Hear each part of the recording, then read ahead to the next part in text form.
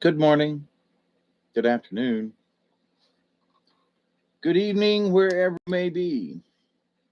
I am your humble host, Mr. David Null, also known as Hawkeye Two Feathers, and I greet you with the love and the honor of the infinite creator.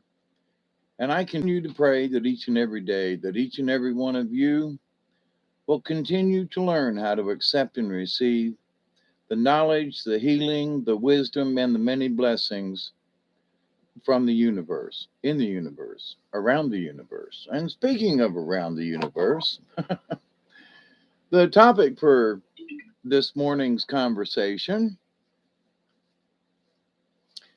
is kind of sort of about heaven.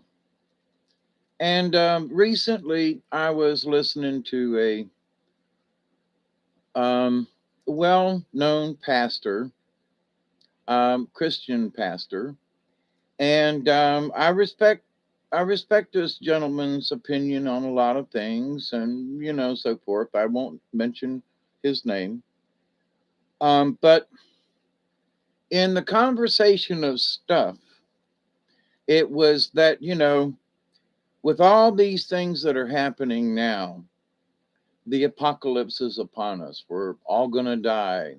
The planet's going to blow up. There are, five waves of, energy. There are this and that going on. And that during this, it was like, people need to be aware that if you don't have Jesus in your heart, then you're just not going to be accepted into heaven.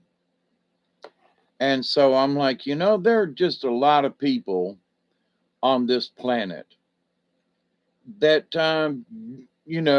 may have heard about Jesus, may have heard about the Christian religion, but there's some other kind of religion. So now I don't know enough about the Muslim religion to speak about it, so I'm not.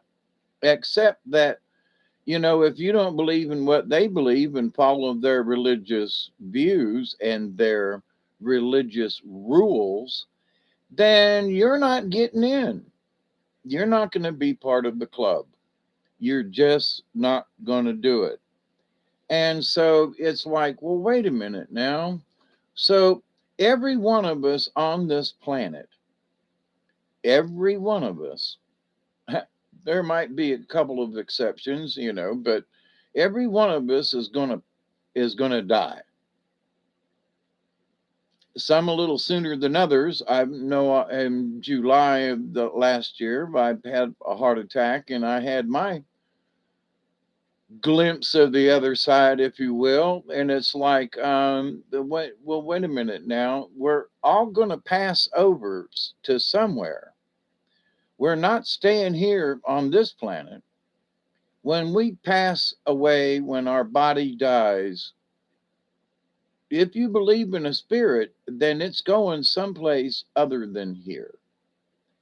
And you go, well, Hawkeye, Mr. Dave, what the heck are you talking about? Well, there are some spirits that do roam the planet, okay? For whatever reason, they seem to be stuck here. I know that the ghost that woke me up, the spirit that woke me up the night our house was burning down, and told me the house is burning down. Get up, get out. And I know it was real because he touched my foot and woke me up. So, I know that there are ghosts that are kind of hanging around on the planet, but it's been kind of curious to me as to why they're still here. What keeps them here, whether they're haunting a place or whatever you might consider it. But they're still not here in this 3D reality. They might be here in the physical form. Hey, Chloe, how are you? So, all of us have a soul or a spirit of some kind. It's been documented too many times that something leaves the body when the body dies because the body's been weighed and something literally leaves the body. Okay. There is a definite weight change.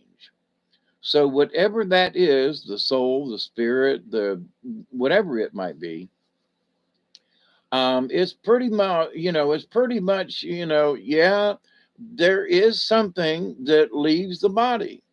I've seen it myself. I've worked with nurses and so forth at nursing homes and other places, and they have literally seen the spirit leave the body. So, Robert, how are you, my friend? So, listening to this Christian pastor, like Louis Pasteur, or anyway, but the idea was that, um, are you worthy to get into heaven? And I was like, but what's the criteria here? Well, you must know Jesus, or otherwise you ain't getting there. Okay. Well, then it was though that there are people who claim to know Jesus, and but somehow they're not righteous enough.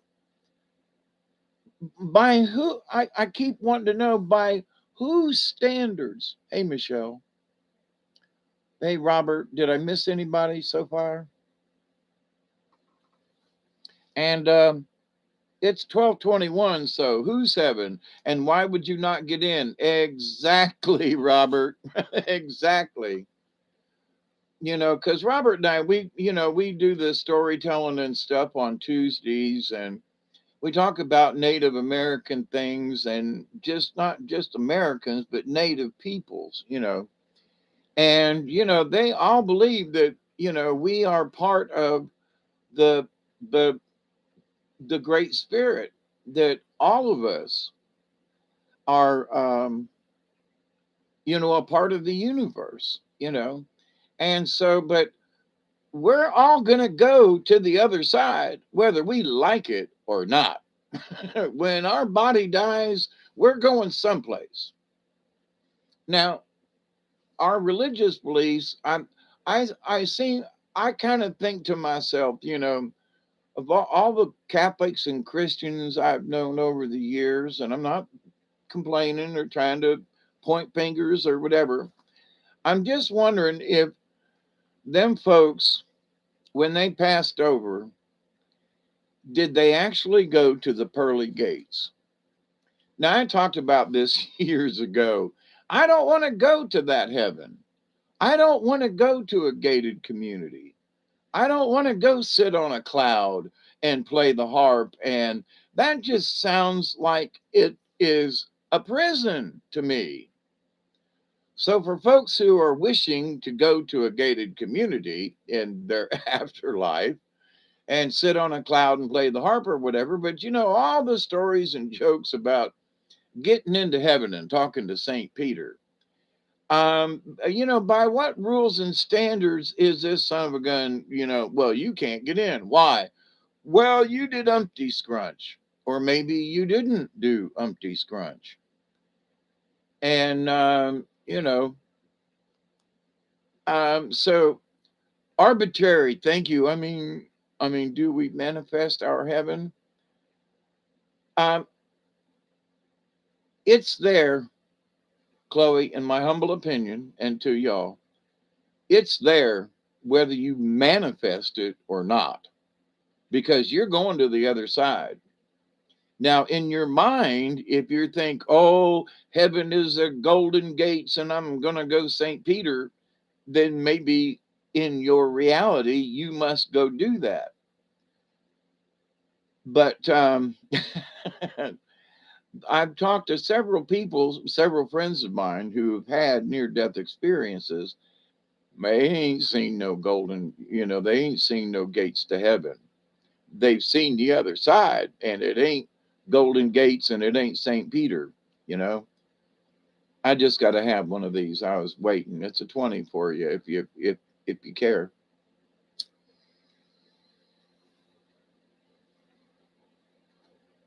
So what really come up into my mind and my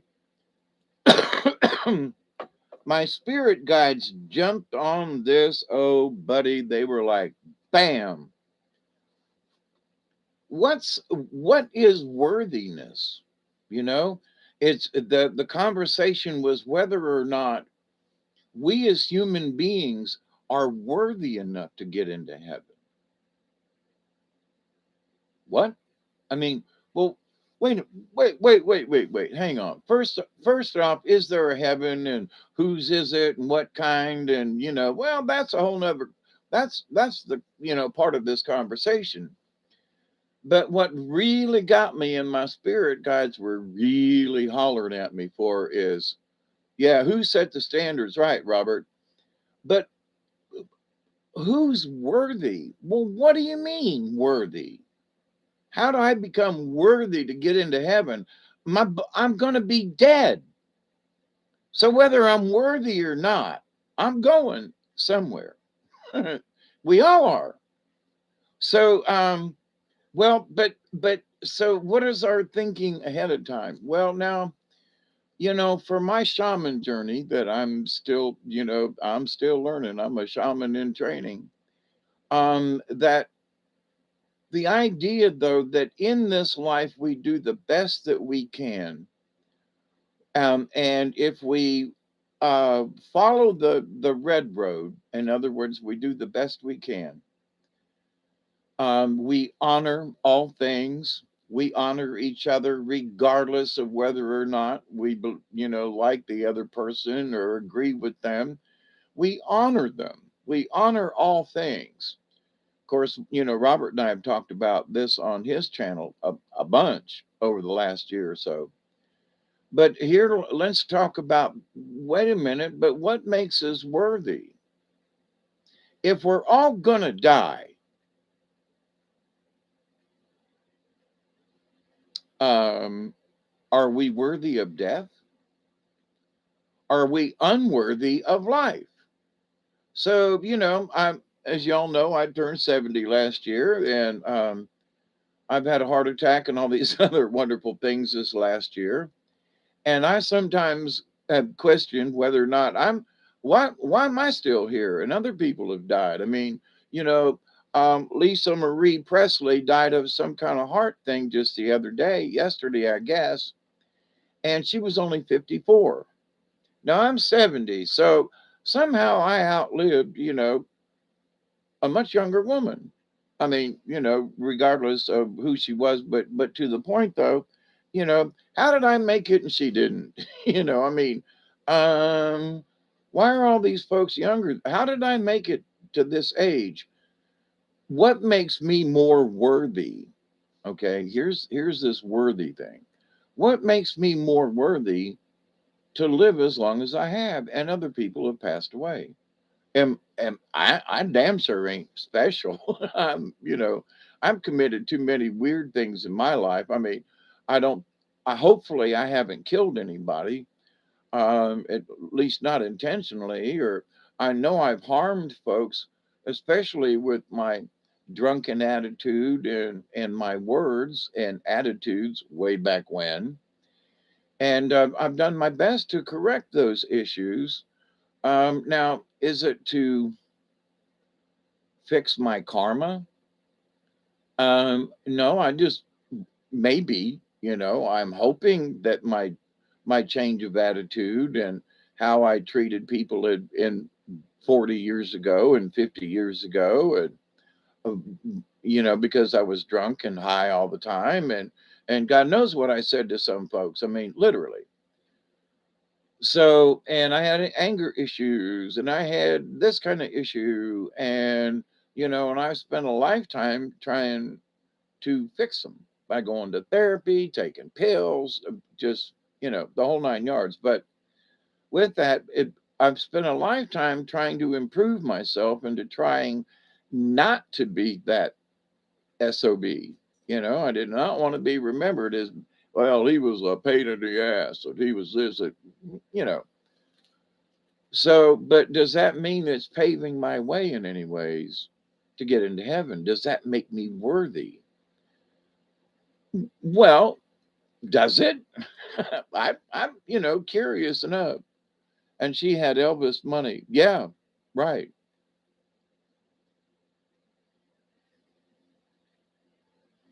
If we were born then we were worthy, then we would be worthy to die.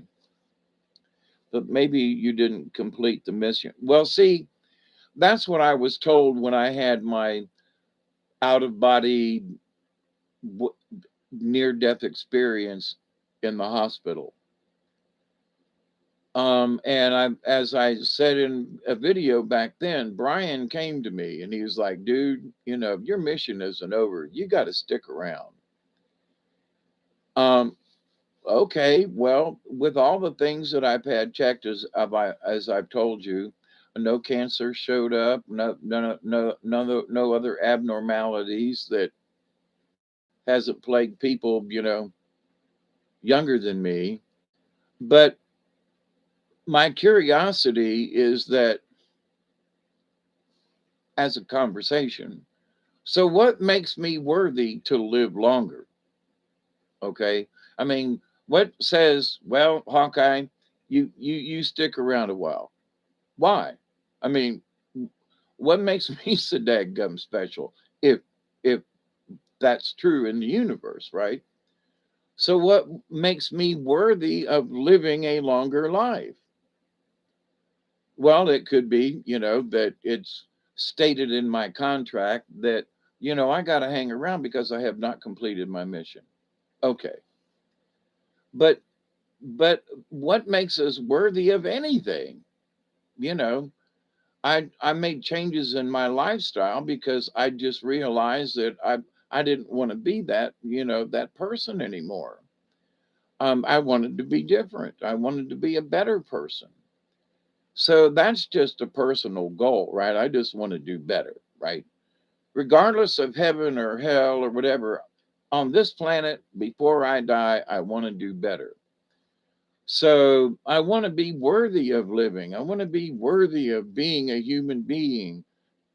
Is that true? I mean, the worth part. So what is the value? What is our worth? What are you worth? Are you worth the compounds in your body? Are you worth your body weight? But wait a minute. So, but when I leave this planet and this body dies, and I go to the beyond, wherever that may be, then what? Have Is there a scale somewhere? Is there a meter that says, "Well, Dave, you were worthy enough to pass on"? Well, wait a minute. Maybe you didn't. Oh, let's see. If there is a heaven, I would believe so. You're doing everything you can to be a good person and to stop what you feel and sharing how to become a better person with others. Yeah, that has become my personal goal and my mission. That's true, Chloe. Maybe there is a situation that hasn't happened that you need to experience, and maybe it's because you help others. Oh, I agree with that, Chloe. But I mean, from somebody else's point of view, let's say from a quote Christian's point of view, I have talked many things, and there are several people who have called me a heretic and a blasphemer because there are contradictions in some of the things that I talk about. Because I believe that any person who is spiritual is going to have a better end at this. But here's the thing, having watched several family members die over the years, and I've talked about the grandmother that we don't discuss, who was the Wicked Witch of the West, and Bessie, my adopted mother, who, did not treat my sister and I very well. And they were both Catholic, they were both Christian, and all this kind of stuff, but they weren't very holy. They were nasty people.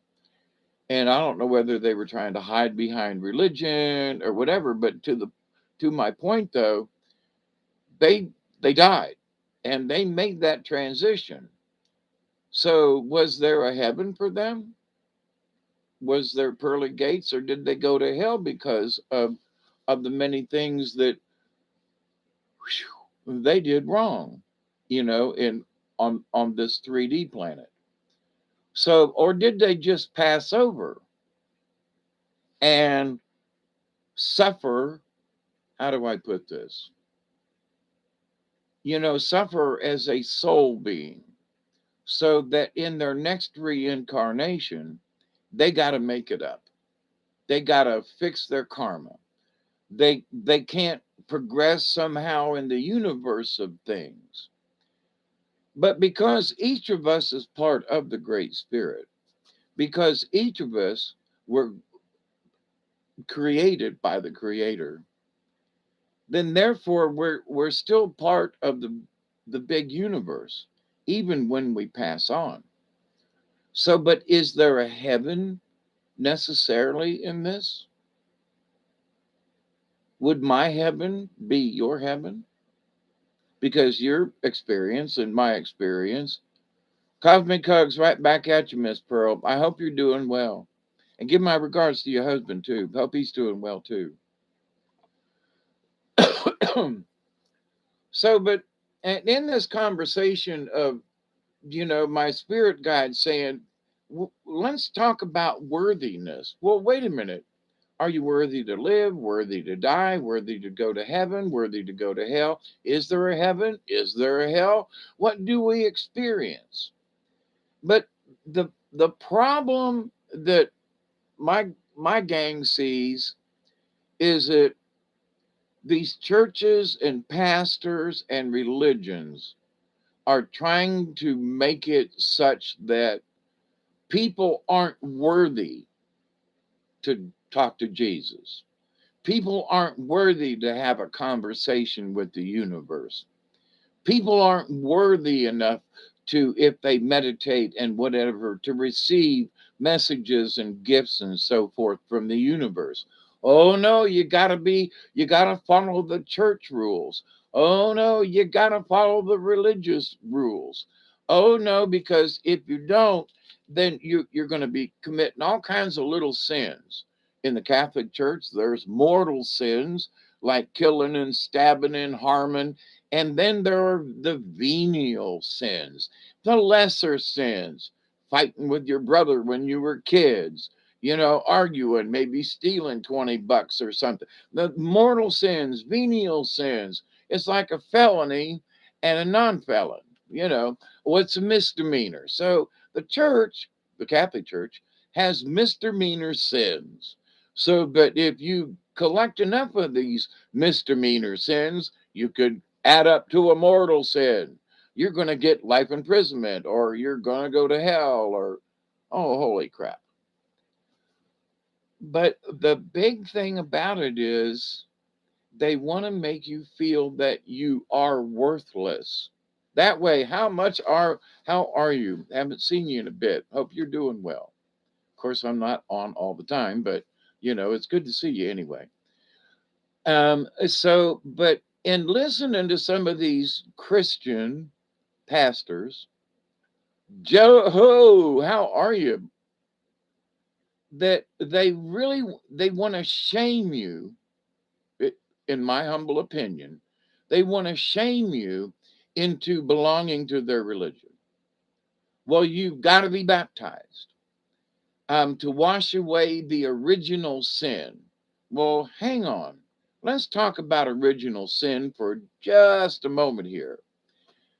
From a Christian's point of view, Jesus died on the cross to save us all and to wipe away all sin. The Lamb of Jesus, the blood of Jesus, the Lamb of God. If he died for our sins, then how can we have an original sin? We can't. It's contradictory. It's always been contradictory to me in the Catholic Church and other churches too. You have to be baptized in order to wash away the original sin. Well, ain't that what Jesus did? But listen, the whole religion is based around he died for our sins. Well, duh. So there's contradictory right there in all Christian religions because that you must be baptized of the original sin. It doesn't make sense. Okay. So anyway, so in order to get into their club, you got to wash away those sins and you got to make because and they you have to believe that you had an original sin. Well, wait a minute. I was born and my this and that. I didn't have a choice in this freaking matter. Right? How the hell do I have a sin? How can a young baby have a sin? I never thought that was right. Still don't. So, but then, so there is, all right, well, there's sin. So you have to have an original sin. So if for those folks who don't get baptized and wash away the original sin, then they're not qualified. Their souls are not worthy enough to go to heaven. I mean, I remember in during our Catholic class, our religion class, and in well, more in high school than in um, uh, elementary school, but that so what if a baby dies? So what if his mother and father aren't Catholic? So a baby's born, never had the chance to know Jesus, never never got old enough to read, and is and dies. Well, so the answer for that is they go to purgatory.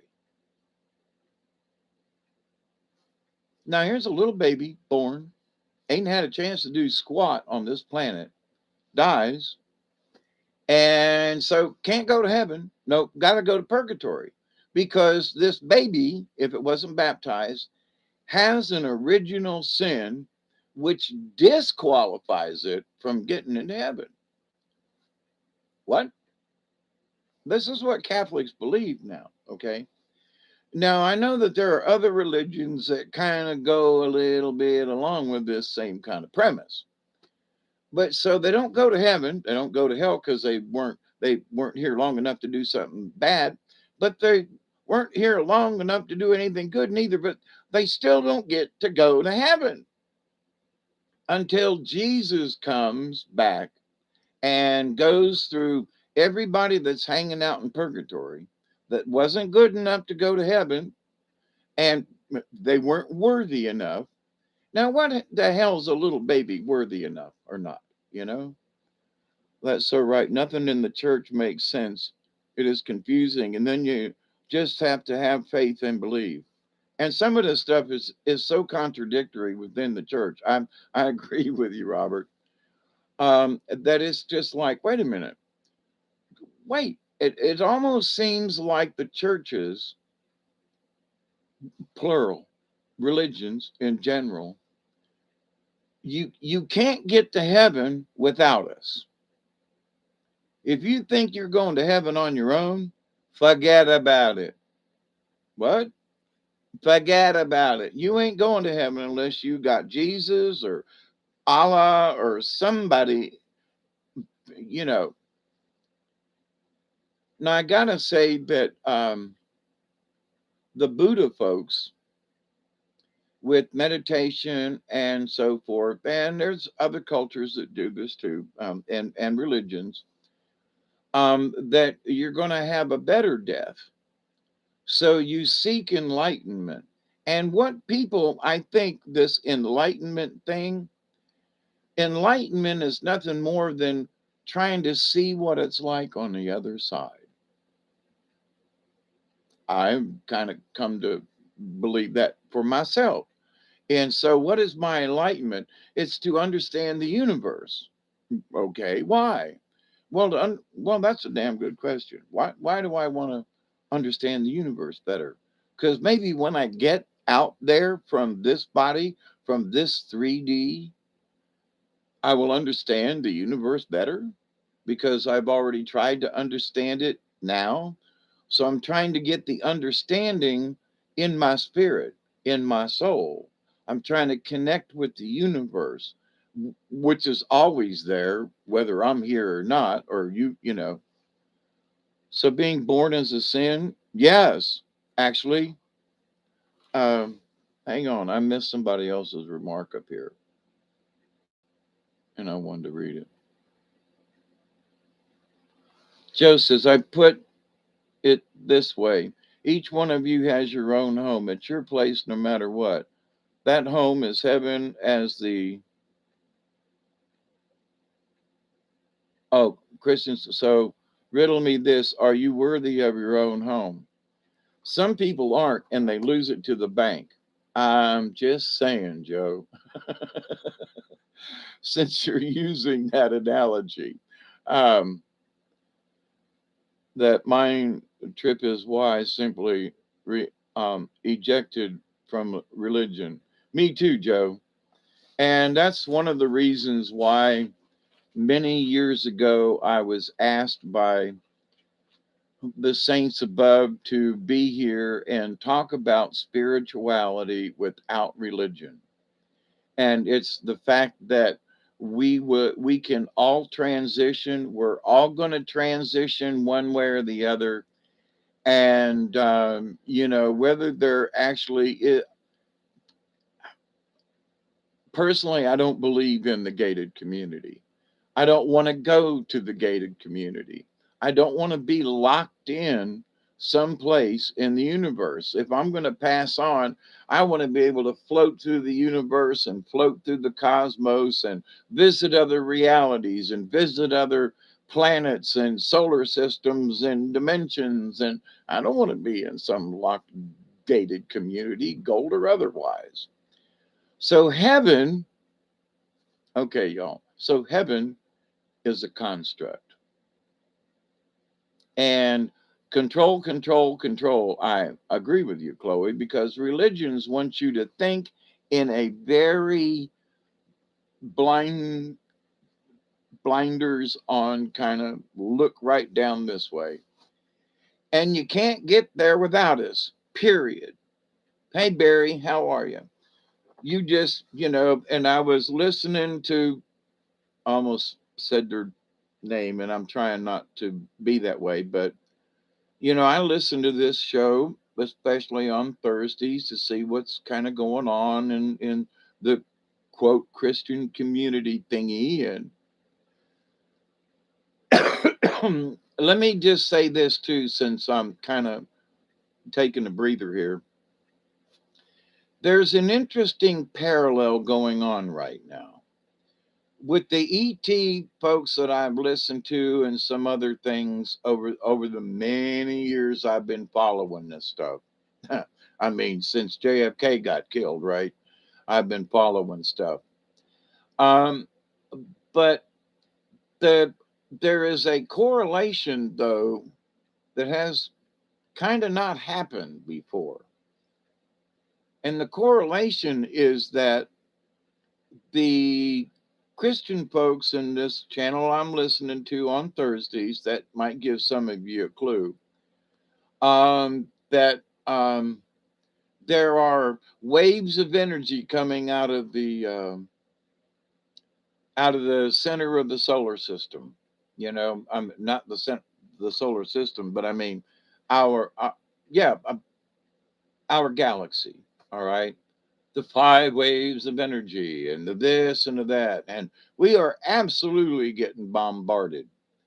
But at the same time, for the last several years, and I spoke on this recently, but if you haven't checked the Schumann resonance lately, it's hardly there. I mean, it's like hardly there. Where it was going off the charts, a year ago it was going wacko. 2 years ago it was, I've been talking about it over the last several years. And hey, DeRoach, Rumsk, Roman, is that you? Haydn. G is the newest letter in the and is the seventh position. It is the Hacks change, and you see the link everywhere. Running ain't faking. I'm sorry, that's over my head. That way, for some reason that just, yum. I have some old Dream worlds I want to check out. Yeah, yeah, yeah. Exactly, Joe. A little off the top. Yeah, this spot right here needs a little trim. Newest letter in the alphabet. My bad. I'm a goof. No, that's okay. I'm just a little crazy. It's 6:48 a.m. Time for coffee. Ooh, speaking of coffee, I do have coffee.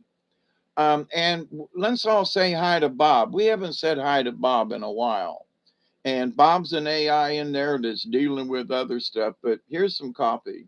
It's not hot, but it's good.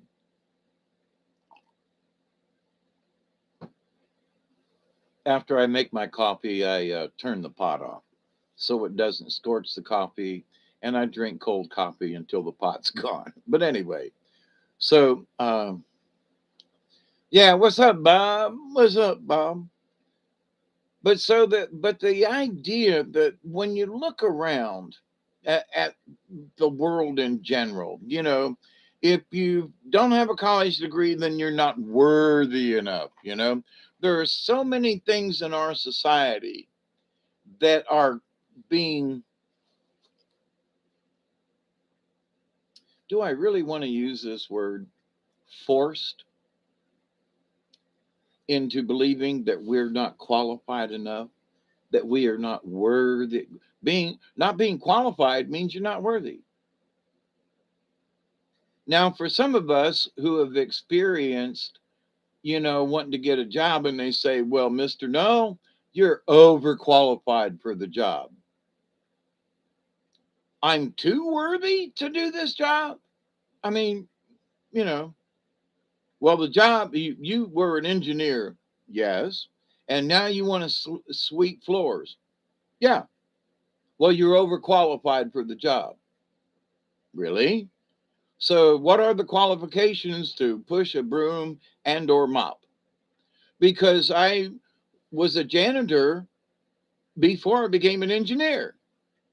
So just because I am an engineer doesn't mean that I'm overqualified to use a broom and a mop. I mean, but so you can be over.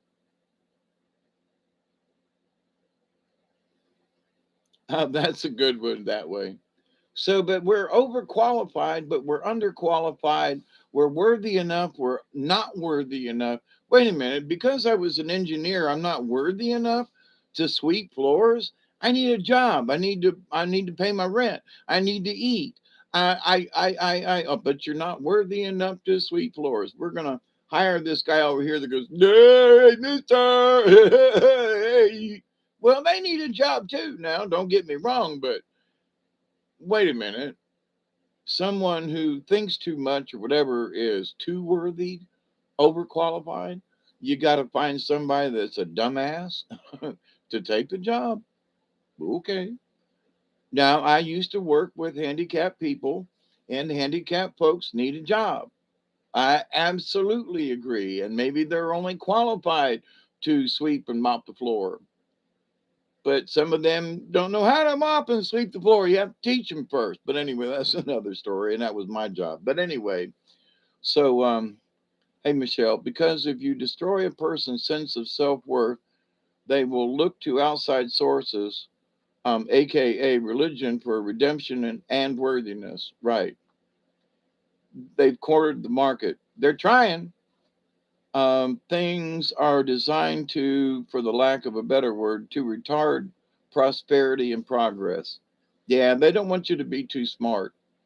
To think that, and hang on, yeah, it's a racket. Perhaps the dudism from the Big Lebowski is one of my religion. Exactly, I would agree with that. But crap,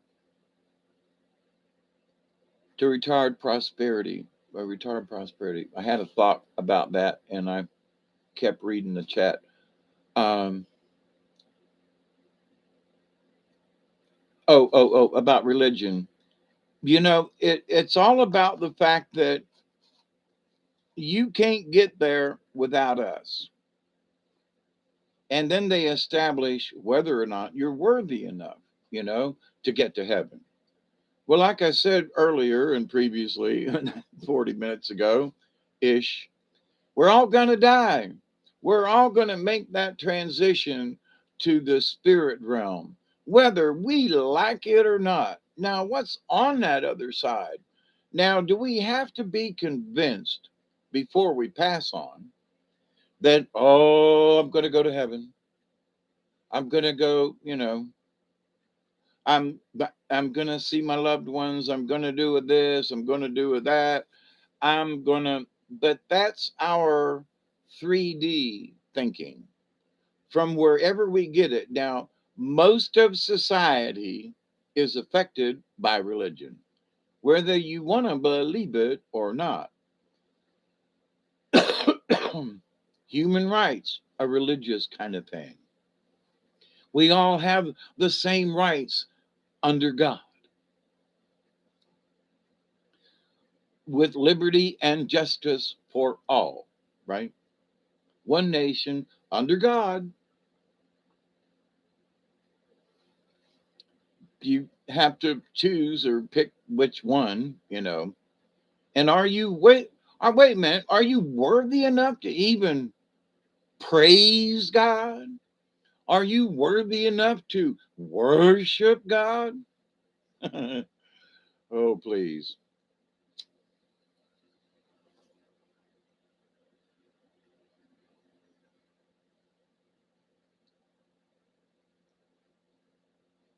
Why is there a competition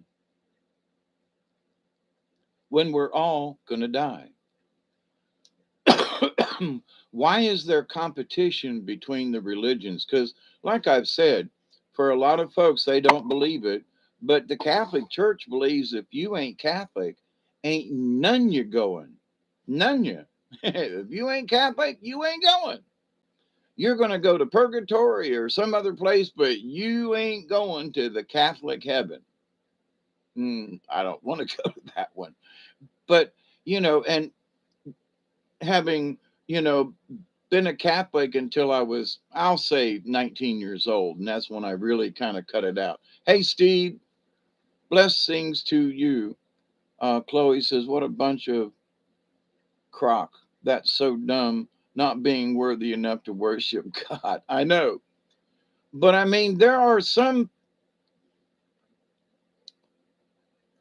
I don't know, the other day when I did a video, I was talking about how we as Boy Scouts, Catholic, sponsored by Most Totally Redeemer, okay, Catholic Boy Scouts. There might have been a Protestant or two in there.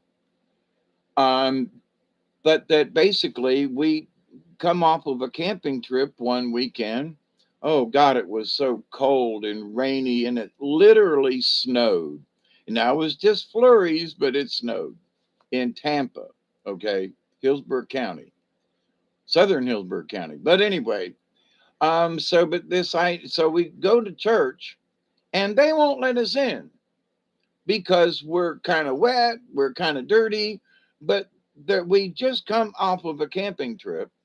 The weather turned bad.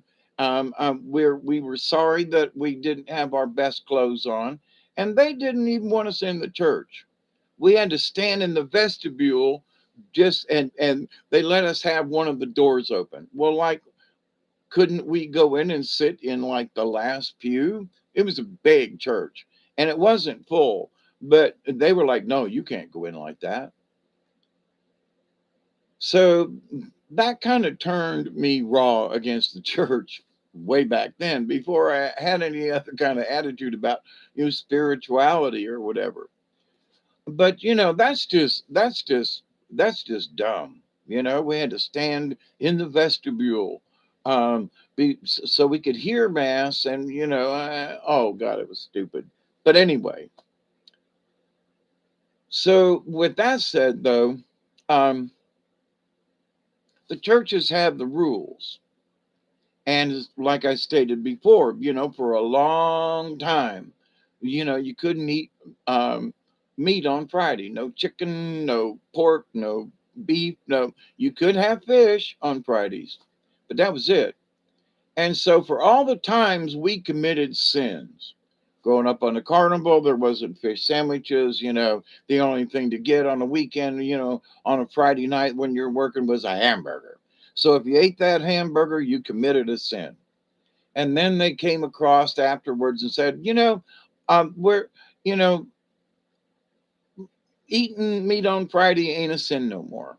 We've decided that it just ain't a sin no more. But so the church changes the rules to their liking. And what has that got to do with whether or not you qualify and whether or not you are humble enough, whether or not, um, you fit their bill?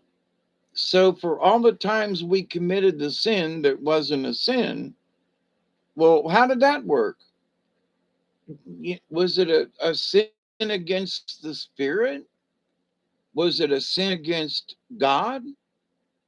That, oh my God, I ate a hamburger on a Friday because I couldn't get fish. And I mean, cried over this stuff and worried over it. And the church can't take that away from me. You know, they can't make up for that. Oh, it's not a sin no more. It's okay. We, you know, it's all right. We talked to God and he said it was okay. What? I just, what? So, with this thing about are we humble enough? Have we, you know, done enough righteous things in our life? Well, what do you mean by righteous? By what degree? Whose meter are you using? I got a sin meter right here, and it's like, oop, it goes into the bad range, or ding ding ding ding, ooh, you did something righteous. Okay. But again, by whose standards? And it's always a religious standard. Now, society, there are societal standards, but society kind of follows the religious standard, you see. Uh, mm, uh, mm, um, mm, um, but again, what qualifies us? Do you have to become a monk or a nun in order to have made enough points to get into heaven? Steve says, I won't go to church if I have to wear fancy clothes. I wear clothes that allow me to do the Creator's work, no matter how dirty it might be. Yep, I agree, Steve. I'm a good person in my own book. That's all that really matters. I know that I'm an honest person, that my heart is good, and that I'm loving and caring. So if that's not good enough, I guess then I ain't good enough. Right, Chloe. And that's sort of my point.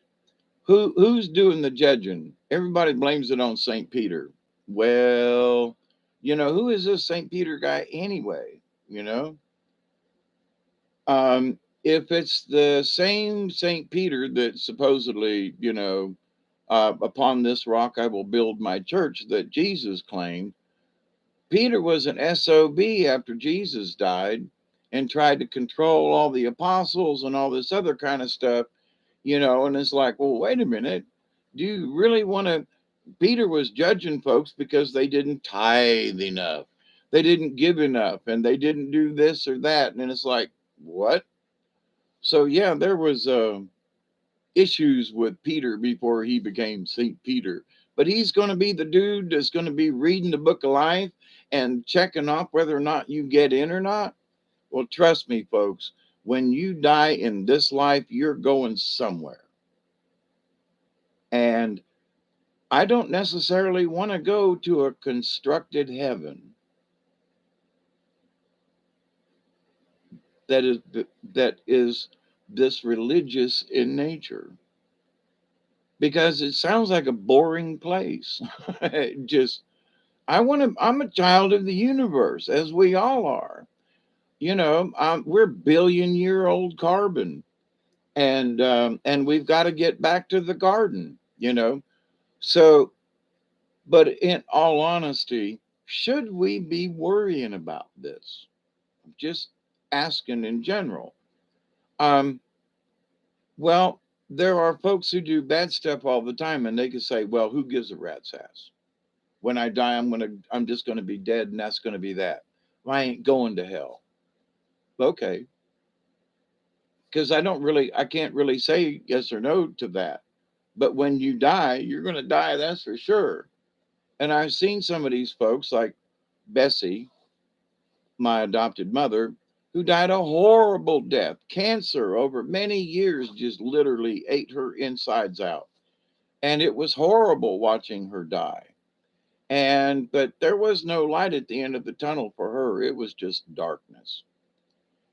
In the hospital room, and it was just darkness. So, but the idea though that so where did they died? They died. Where did those spirits go? To some happy place? Did that spirit go to the same place that her mother, Miss Mary, my granny that passed away, and I'd seen she's the one that glowed all over 2 days before she passed away. I mean, so having been there for both of them, there was a difference. But I can't say that Bessie was sucked into a black hole of oblivion and went to hell. But at the same time, Granny was so full of light, she was almost angelic before her body actually died. Did they go to the same place? They both passed. They both passed on. But did their spirits end up in the same place? I think I think that Bessie had to go to a purgatory kind of situation. I think she had to go to class. Like, do you know the mistakes you made? Do you know why you're here in purgatory and not necessarily in heaven? Do you know why you just can't go flying around in the universe? Is because you made a bunch of damn mistakes. And you're going to not necessarily, in my opinion, not necessarily do you have to work out the karma, but you got to go to traffic class. You got to see where you made errors in your road of life, in your path of life. And the whole purpose of your life was to learn stuff. And you learned how to be cruel. And now, as Edgar Casey has stated in readings and stuff, is that if you've done wrong in this world, then you're going to have to work it out. Well, I realized that my incarnation this time around, I was here on this property in this area a long time ago, back in the 1800s period, and I was an SOB. I was not a nice person. And I'm back this time around to make peace with this land, to learn to make peace with myself, and not be that nasty old ogre that I was 45 years ago or so, and you know, and to learn to be a shaman, if you will, and at many times, to be here to let's have this conversation. So my personal belief, and there are others that share this, is that I'm doing this because I want to have as much information about myself, about the universe, about my association with the universe. Now, no offense to y'all, but having nothing to do with y'all, but it does, meaning that it is my personal journey, but I am here to share it so that you can do better with your own personal journey. And to maybe give you confidence in that We don't have to have religion in order to make it. We're all going to go to the other side one way or the other. But if we live a good spirit life here, I do absolutely believe it will help in our transition to the other life. What does that mean? Everybody's going to have their own experience because everyone's had their own lifestyle. They, I, I, so Granny's transition, as opposed to Bessie's transition, Bessie's was in darkness, Granny's was in light. Oh my goodness. So Granny's like out and about and playing with folks, and Bessie's got to go to class because she screwed up. And before she's reincarnated, she might end up with you know, having a crappy next life in order to learn her lesson. So I'm not trying to determine that. But I, having seen both at death, that's the only kind of, what was the difference between them? And did they both really go to the same place? Granny went zoom straight there, wherever there is. And Bessie, I don't know. I do think she had to go to class. That's all I got to say about that. So it is 1:18 a.m. We're coming up on a 20. That way, I share what I share on my community post because they are facts and fictions, theories or opinions. There you go. But there is a war on all levels, so no easy. Oh, there is absolutely a war going on for good and bad and evil and this and that. Um, but as to where we go, we're going out to the universe. Our atoms are going to not necessarily be scattered. Uh, I've seen churches with so much empty, not used space, the cost to heat and cool. Yep. Then look at the cost of the clothes that the preacher wear. Yep. There you go. Oh, you've heard me talk about the $1 million churches in Thomasville, and there's more than one, and how much upkeep it is, and you know. Now the Society of Friends, which is the Quakers, they their church is a meeting hall. In other words, during the week, they have they do meals. They do lunches, and the building is actually a meeting hall. It's not a church, but on Sundays they clear everything out and people get together and they have church services. Guess where? In the meeting hall, not in a church. So I have been very impressed. I've had a couple of friends who were part of the Society of Friends, and we talked about these things many years ago. And I thought, now that's my idea of a church that ain't a church, because the church most of the time is serving the public. They have, they were doing lunches for the hungry, for the homeless and stuff like that. That they had, classes in part of the hall for Alcoholics Anonymous and just all kinds of things. So these folks, in my opinion, got a closer tip to God because it ain't about the church. It's about what you do in it, right? And so, in their humble opinion, they do works of Christ through the week in the church hall, which is the church, which is a hall, which is and then on Sundays, they clear out the tables and have a meeting and have services, and then they put the tables back and serve lunch. Right on for them, folks. If I was going to belong to a church, it'd be them. Just saying. Here's a 20 for you. Oh, wait, I'm early. It's only 1:13. Oh, well, I might I just have to start early. Anyway, It's like the old day at the schoolhouse during the week on Sundays at the church. Yep, that's it.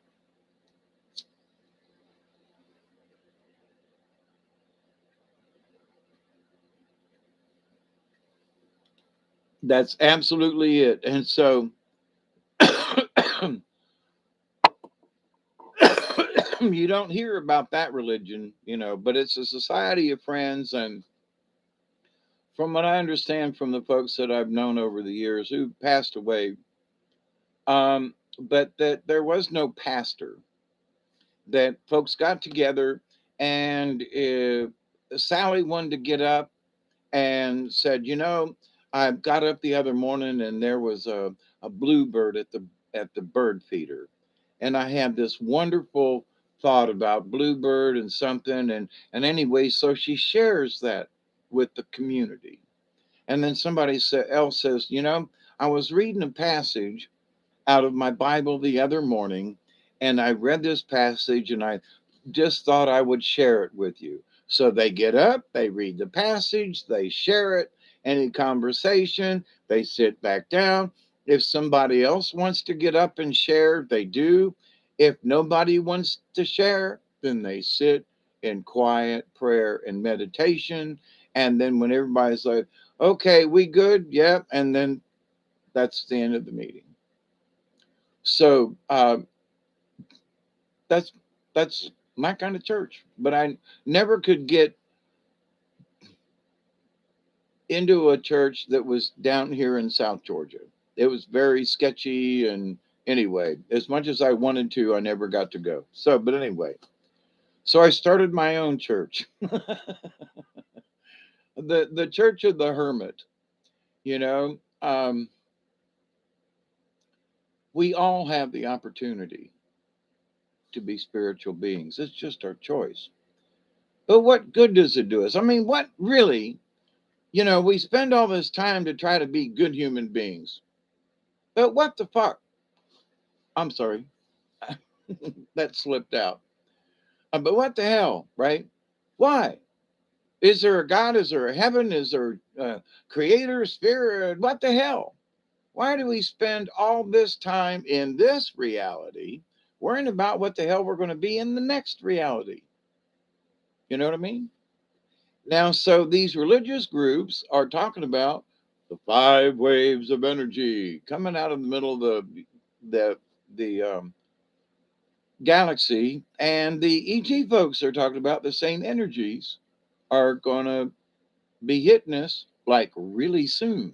Like now, they said this last year, and that we were going to get precursors. Well, I gotta say, last year, uh, a lot of the year, the human resonance was just off the charts.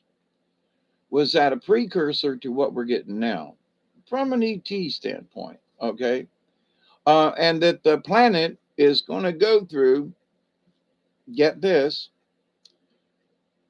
3 days of supposed, not really dark, but kind of shielded, because ET's going to put a shield up between the Earth and these incoming, shown up, could blast us off of the face of the planet waves coming out of the center of the galaxy, combined with stuff coming from the sun.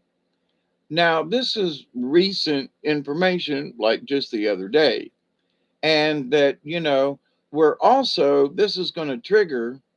This is what they claim. This is going to trigger us going into the fourth dimension, right? We got to go to four before we can get to five. That's all there is to it. So, and it's not anything about ascending our spirits. Because if this wave hits and puts us all in a different frame of mind, and we can all start to see this fourth dimension and be a part of it, then the planet's damn sure going to change. Now, I've meditated on this after hearing this information, and it's like, okay, guys, what does this mean for me? I mean, why me, right? Like, why am I still here? Well, if this energy wave hits And if people get, folks who are just not aware of anything, versus my my bouts with death over the years, and craziness, and having had spiritual things, y'all have heard me talk about them. So versus me that have had all these experiences, versus someone who's had zero experience, right? And I've kind of mentioned this before. It's that, maybe we're here, maybe I'm here to be able to calm folks down and go, it's okay, calm down, it'll be all right. you know, be patient, because it's going to freak some people out who've never, ever even thought about peering into another dimension where, I'm seeing orbs and ghosts and all kinds of spirits and things in my lifetime. The water wisps, down on the river and stuff, there are folks who do shake their head and go, nah, but now when fourth dimension comes and they start being aware of these things that have been around them all the time, that's going to freak people out. So my curiosity and my folks are going, yeah, that's part of your job, Dave. If this really does happen, but my job is still whether we hit the fourth dimension or not, whether this wave actually hits the planet, whether these. But here's the interesting thing: it's coming from a Christian side, and it's also coming from ET side at the same time. Now, in all of my observations over the years, I've not seen the two be parallel at the same time. There have been kind of parallel things, but well, this is sort of like this, and this is kind of, yeah, but this time they're running side by side, parallel, even in a similar time frame within the next month or so.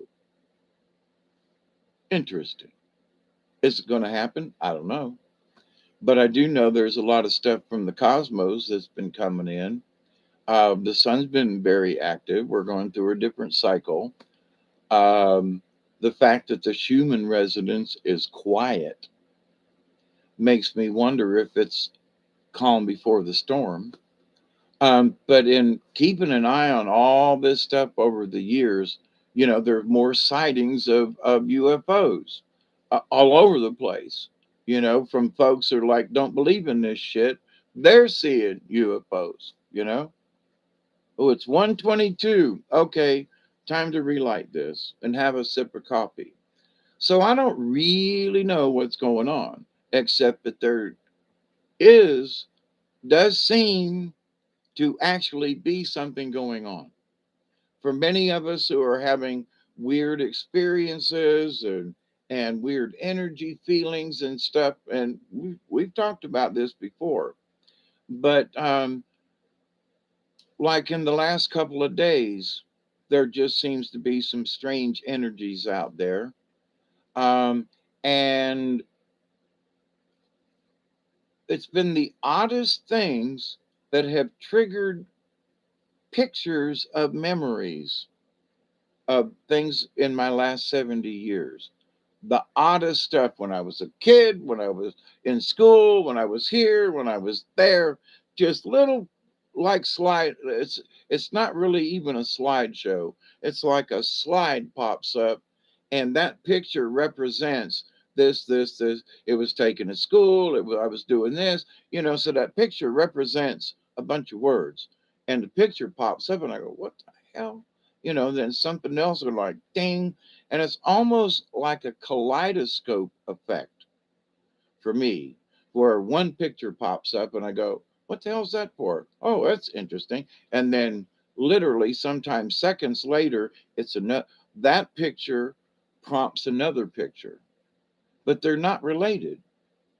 They're not connected in any way. Ooh, I was standing by a boat. Okay, in this picture. And I'm a young kid. Then later on, I'm on a boat and it's something else. But the two have, there's no connect. The only connection is the boat, right?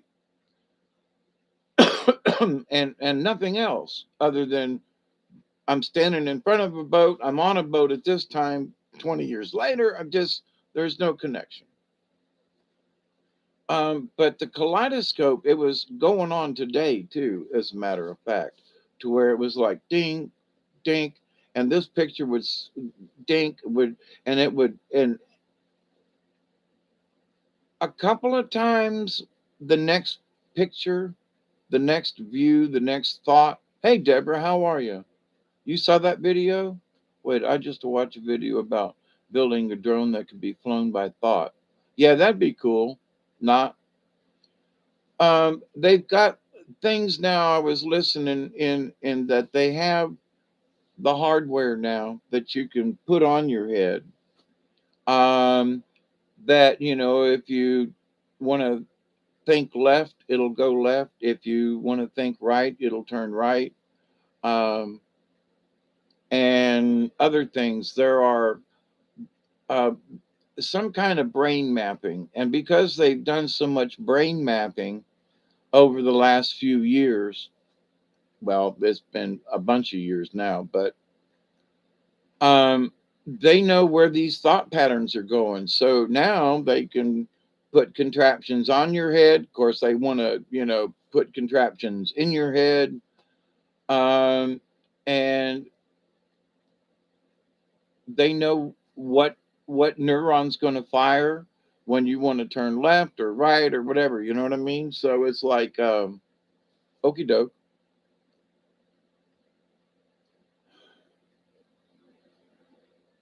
In a way, I think that's cool, but there's a side of it that just makes me go, if they can brain map, then they know where to go to zap your brain to get a particular reaction. You know what I mean? Lately, I had thoughts of a girl from my childhood that was a good friend that I hadn't seen since the third grade. Her name was Debbie. It's just been the strangest kaleidoscope of weird thoughts with no connection and no emotion attached to them. I mean, there were a couple of the pictures where I could have cried or bawled or been pissed about or laughed about or whatever. But most of this kaleidoscope of pictures going by here, and it's just been in the last couple of weeks, especially this last 10 days, I'll say. So what's that got to do with the price of tea in China? Nothing. It's just an observation. And has anybody else had similar experiences? Because if so, this may be a precursor, along with other feelings and stuff. I can't blame all this on all my heart medicine and everything, you know. So, but listening to other channels and watching chats and things, other folks are experiencing weird stuff, you know, things you just can't put your finger on, but you feel different, or the feeling is different, or the day is something's different, and it's not necessarily bad. I mean, I've had some really odd feelings, but I can't say they were bad. Strange and odd, but I wonder what's around the corner. I don't know. Is it good or bad? I don't know.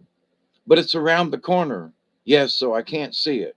So because you can't see what's around the corner, there is that fear of good or bad, not or nothing, or it's just around the corner. But because you can't see around the corner, you don't know. So there is that. Hmm. So do we know what's around the corner? No. There are a lot of folks who claim they know, but I'm just, maybe that's in their, well, they're having psychic experiences. Well, okay. And I've listened to some of these folks because I asked my folks, are these, is this right? What's your, what's you guys' opinion of this statement or this person? And like the other night when I was listening and I heard this thing about worthiness, are you worthy to go to heaven? And I was like, who the is what? You know, that's like who's worthy enough to die? Or who's worthy enough to make the trip? We're all going to do it. But now, true to the question, if we're good people, as the native folks believe, that if you follow the good red road,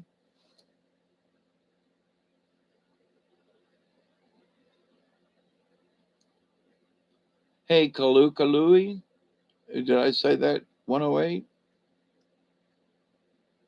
Heaven is absolutely a construct because once we get to the other side, like when I had my near death experience during my heart attack in July, it was not what I expected. It was not what I expected. It was not what I expected. Um, and it was just not what I expected. So, is that because of my reality, because of my thinking? But I'm a non religious thinker now, in that I don't want to go to the pearly gates. I don't want to be in a gated community. And I question, why do you all want to go? But that's up to you, right? Um, but I would agree with you, Kal Kalakia, Kalakali, Kalakali, Kal. Um, so what we make of it on the other side. Hey, Julianne, how are you? Good to see you. Yep, it is he, her, here now inside of us all. I would agree with that. So, as a shaman in training, so what am I doing this for? Why am I pursuing this? Is it ego? No, I've already had that conversation. Nah, it ain't about ego. But I am sincerely interested in doing the best I can.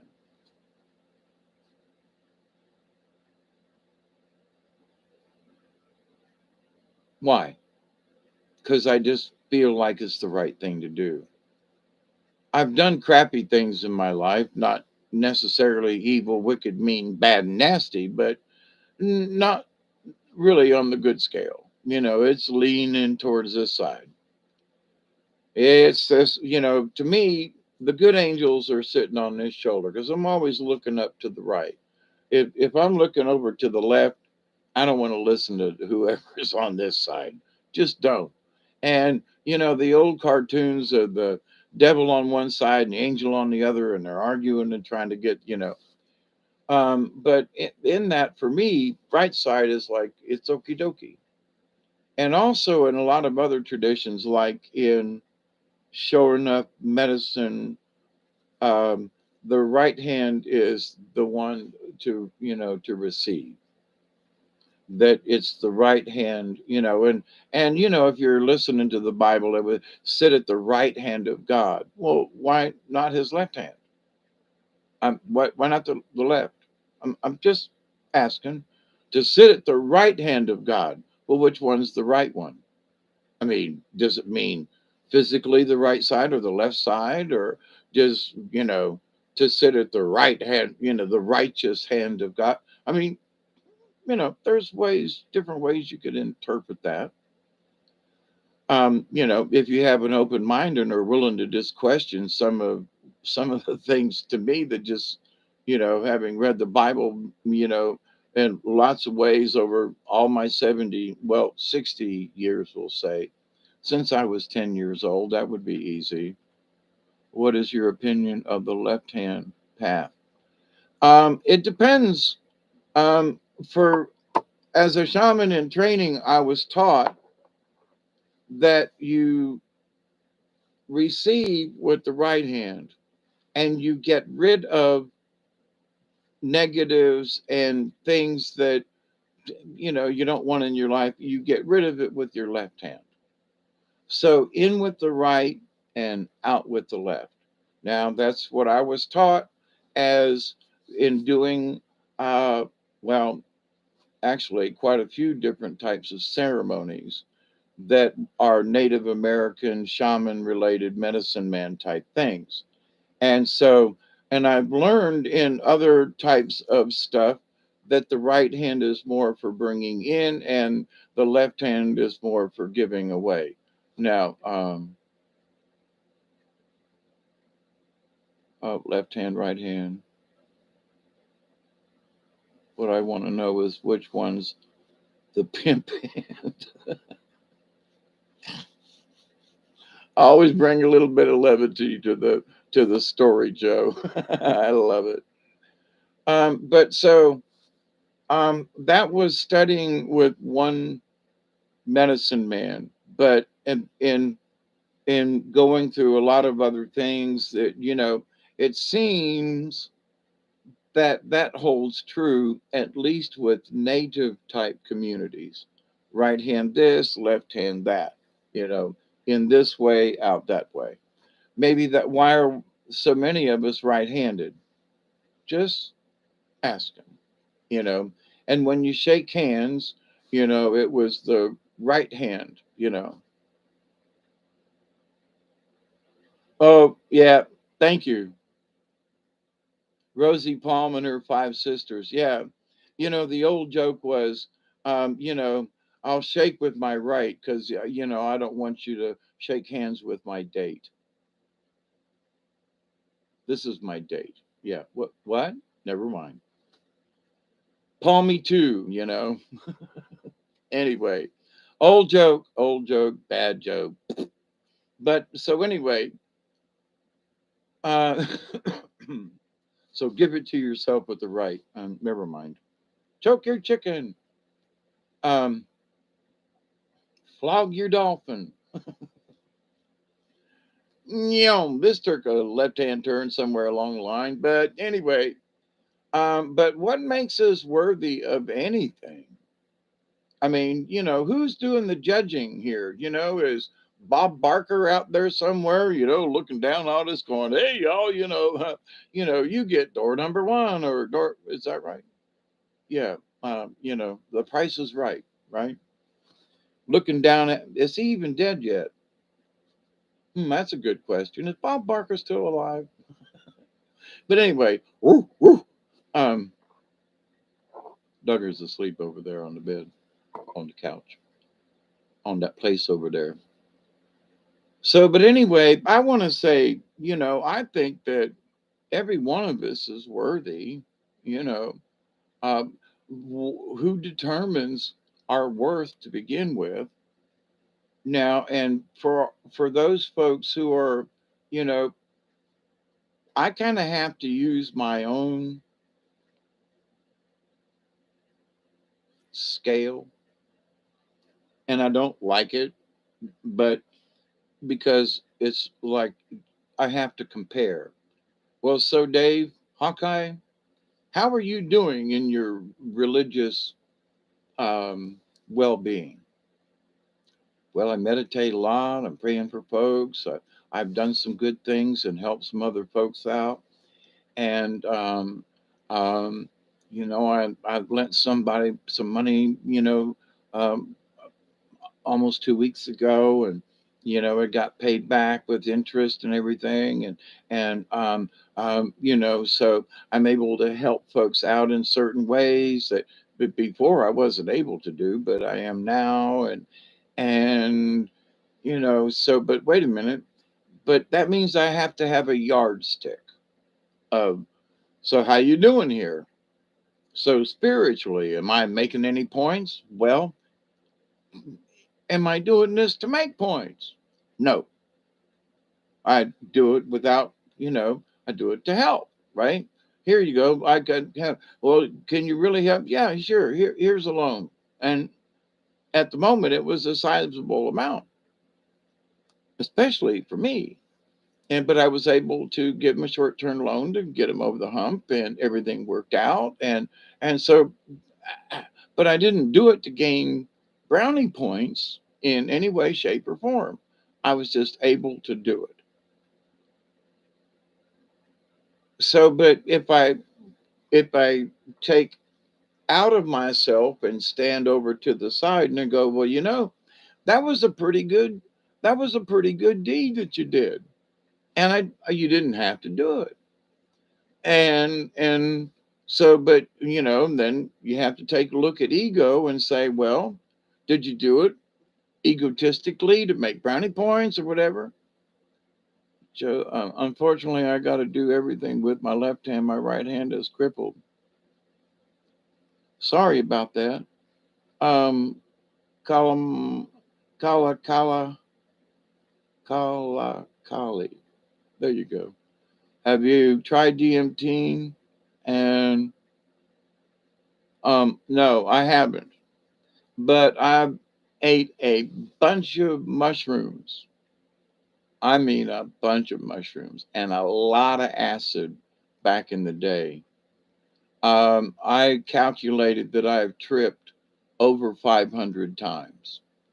And people think that I'm trying to joke about it or whatever. And it's like, no, I seriously, because I used to buy acid in blotter form, and they were 50 to a sheet. They were 50, chunks, blah, blah, blah.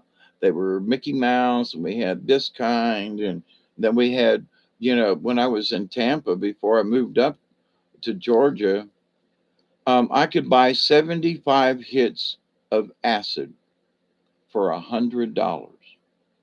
No joke. And so I could go to a party or whatever, and we'd go out and say, anybody want to buy some green barrels? And ooh, how much? $2 a piece. Ooh, okay. Well, some folks were selling the acid for $5 a piece. Did I say hi, Travis? I meant to if I didn't. Um, so $75. I mean, 75 hits for $100. If you sell them for $2 a piece, well, that's $150. So once you got your 100 back, it was free acid. And usually we ate it and made enough money to buy another 100 hits. And so, I can say that there was one day I did 3 hits of acid in the same day. It was a very long day. But there are some folks who've not done 3 hits of acid in their lifetime. I did it in one day, and that ain't counting the week or the month that we went through with the acid that we were buying and selling and taking, you know. And then I moved to Georgia and learned about mushrooms, and for 4 years lived right beside the most wonderful, beautiful mushroom field. Oh my God. I learned how to cultivate them, make tea, eat them, dry them, long before it was ever fashionable with other folks. And I was so profitable that I traded dry mushrooms for weed because I didn't know anybody up here in Georgia. So everybody down in Tampa and Florida that I grew up with, they all wanted mushrooms. So I supplied the mushrooms and they supplied me with weed. It worked out.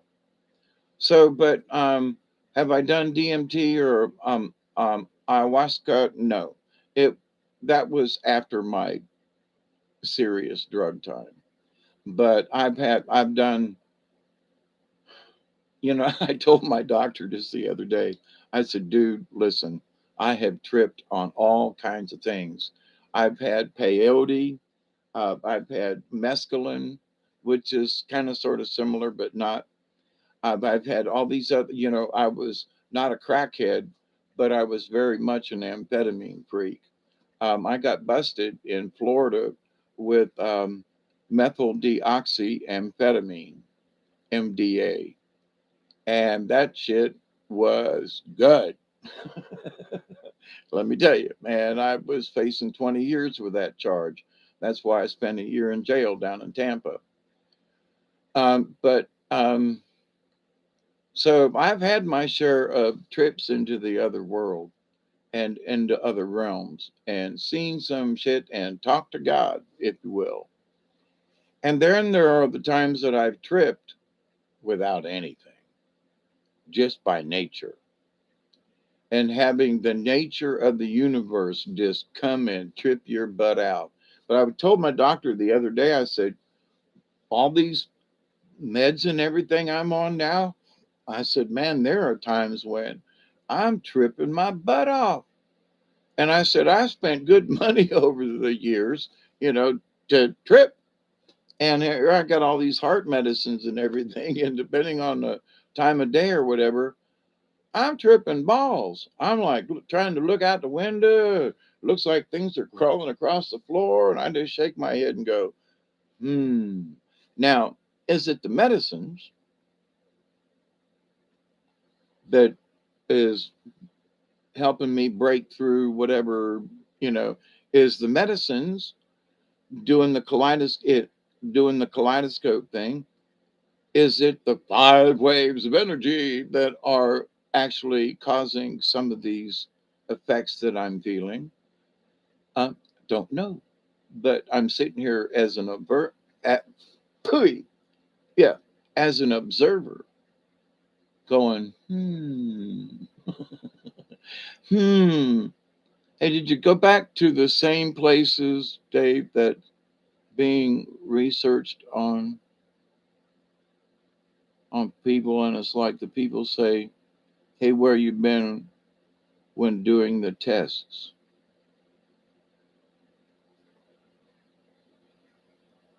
Last time I got high on weed, I was conscious of multiple realities at once. I had trouble locking onto one. Let me read that question again, Deborah. Did you go back to the same places that's being researched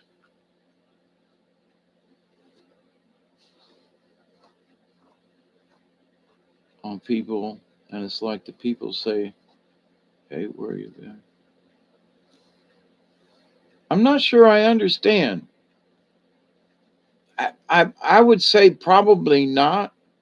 I know that I've been going into different realms consciously and in dream state. And it's been a strange trip here, especially since my heart attack. Um, and whether that near death experience with the heart attack thing um, got me in tune somehow to the other side, it's being researched now, and the people in the realms know them on LSD. Oh,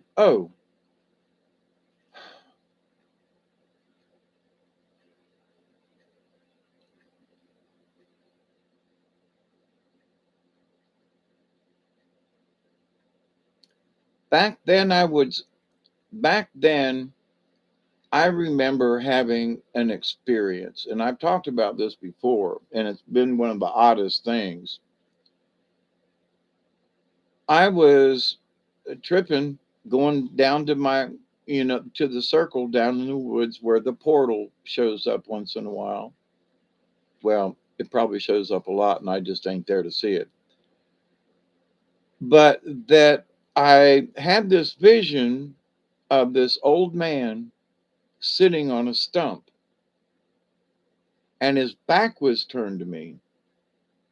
And as I walked up towards the circle, there was a stump is up over from where I was walking in over to the right. And as I got closer, they turned around and looked at me. And it was like I knew that person, but didn't know the person, but I knew the person. And then a bunch of years later, now I think it was about a year or so ago, I was down in the woods burning and just down there and cleaning out around the circle and um I thought I saw an old man sitting on a stump. And then all of a sudden, I realized um, I was the one that was sitting on the stump because I was physically sitting on the stump at the time, just sitting out there and looking around. And then I turned and my memory saw me coming up to the circle, if that makes sense. Anyway, so I was the old man that I saw 20 years ago while being high and on mushrooms. And then not being high, having been down there, I would have swore I saw somebody coming and realized it was me in the past. I was reliving, I was the old man on the stump and turned to see myself. Very strange, very strange, very strange, very to this. I'm right now, I'm like, it still gives me goosebumps. So,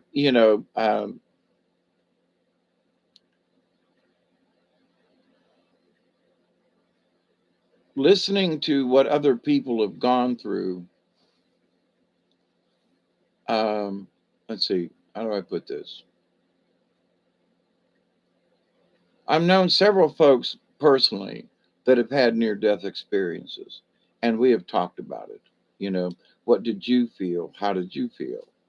And it's not like what's being broadcast by all these folks, but everybody I know has come back different. I know I feel different from it. I can't really put my finger on how, but a good friend of mine who had open heart surgery and 2 heart attacks and much younger than me, she came back literally a different person. It's almost like there was a walk in. And we talked about it, and it was like, really? And I had known her for years. And when she was here and we were having the conversation face to face, I was like, there's somebody else in there. That ain't the same person. Are you sure that's you in there? Kind of thing. Okay, looks same body, same voice, but not the same. And after their near death, sure enough, had to use a paddle to come and get them back, which they did not have to do that with me. But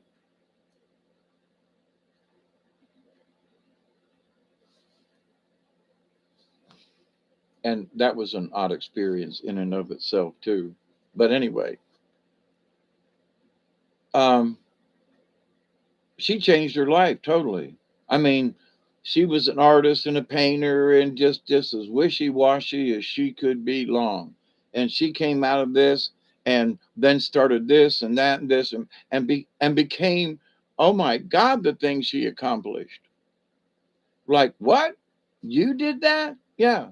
Well, I knew you were capable, but you did that? Yep.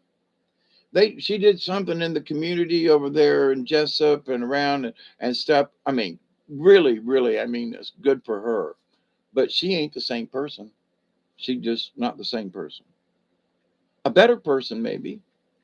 But the one before wasn't necessarily that, just a little wishy washy. But this one came back with a purpose. So having had conversations with people that have you know trekked on the other side, every one of us is different in our own little way, you know? So was it heaven? Was it hell? What was that other side, you know?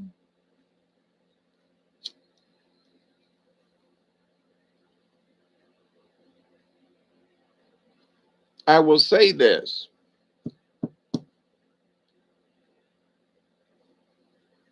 I've had quite a few folks who, passed away. Um, my first ex-wife passed away a few months back after I had my heart attack. And she passed away from heart attack issues and um, had a stroke, and that's what took her out. But younger than me, all these folks younger than me, what gives me the right to still be here? Why am I here? What makes me so special? Don't know. I'm here. I'm very grateful. Thank you, y'all. Um, but every one of us that make it back from the other side, we've all been changed. There's every one of us is changed spiritually in some way. Now, this one gentleman that I know, not nearly as spiritual as some other folks, but his outlook and things, his reality has changed. He's like, Dave, they had to they 3 times I died and they had to, use the paddles to get me back. I do not have that experience and not necessarily looking forward to it, but I've not had that myself. So, but every one of us has changed. Every near death experience, regardless of whether or not they've talked to folks on the other side, whether they talked to Jesus or God or had visions, every single one of us that has come back feels different. Why is that? Were we not here's a question. Were we not worthy enough to go on? Did we have to come back to prove ourselves more to get into heaven? Your mission ain't over. Well, okay. Hey, Witch Moon, your mission ain't over. Yeah, but why? Well, because you haven't earned enough brownie points. That's why. What? We lost a good friend on it was actually New Year's Day. Our friend Al was coming home from sitting around, and he had had a couple of drinks earlier on in the evening, but wasn't drunk. Had decided at 1 or 2 o'clock in the morning to go on home, but it was very foggy, and he ran off the road enough and hit a culvert and flipped his Jeep. It caught on fire, killed him, burned him up, and nobody knew because it was the only thing they can say was that it was foggy. He wasn't drunk. They say when he left, he was very sober. He wasn't, excessively high. He'd smoked a little bit, but was good enough to drive home. But he got caught in the fog. And so, one day he was here and the next day he wasn't. And, was he not worthy, or did somehow his worth on this planet, did something change that, he got took out, especially that way? Oh my God, getting blowed up and, anyway. So, and that was a good neighbor here in this area and a good friend. He wasn't my good friend, but he was a good neighbor. But he was very good friends with the other neighbors I know, Um, but we were going to be good friends as we had had good conversation, and I was looking forward to it. But, the fact that somehow what takes one person out doesn't take somebody else out, or, you know, worthiness. Was he worthy? Did he? Because he just lost his wife, and we'd had conversation where he really missed her, but I don't think he wasn't like suicidal, but he really missed her and he wished he could see her again. And so did he manifest the accident in the back of his head, and going home that night, and the fog just kind of lent to his manifestation of he missed his wife? And I mean, a fiery end, that just sucks. But to the point, though, did he manifest his ending in such a way that he missed her so much? You know what I'm saying? So, God, I would hope not. But if so, it's none of it. Oh well. So, but we're all going to die. We're all going to make that transition. So, I am absolutely going to admit this. I'm hedging my bet. I'm going to just try to do good, you know? Um, well, it feels good. And I just don't want to do bad things. I mean, when you hear about people doing mean, bad, wicked, mean, and nasty things, I'm like, my brain can't even go there. How does this person come up with ever, oh, holy crap, that they did? What brain fart put them in this mood to go kill or rape or maim or kidnap or whatever it is, steal or whatever it may be? What prompted them in that frame of mind at that time? And there are folks who make bad choices, but then there are some folks who just seem to be a little crazy, and they make a bad choice that just makes another bad choice that goes. Um, yeah, I have had incidents where bad choices, not necessarily was I doing bad things. Absolutely, Michelle. Snowball effect. I also call it the cascade effect. That you know, I got stuff packed out there in the shop that's just stacked on top of stuff. You know, And if I go in there and reach for one thing, it'll bump one thing, that falls down, which hits something else. It's the domino effect. You knock over one thing and 12 other things fall, crash, and boom, bam. It's just, holy crap. Well, sometimes life's like that. And, you just stack stuff up and then you get too close and my mic's going in and out. Well, I can tell that the stream is freezing. I don't know if it's on my end. It says it's not. But I was watching a couple other videos live tonight, and they were all scrunchy, and the video was lagging, and I was like, hmm. So I'm wondering if it's out yonder. See, it just lagged again. But but anyway, I just wanted to get on here tonight and say hi to y'all and visit some. And but at the same time, you know, having listened to this, your end you reloaded fine. I don't know if it's the system. Probably that's why I said to everybody earlier, let's say hi to Bob because there are glitches going out there. There's another glitch. But there are some folks who proclaim to be doing good things.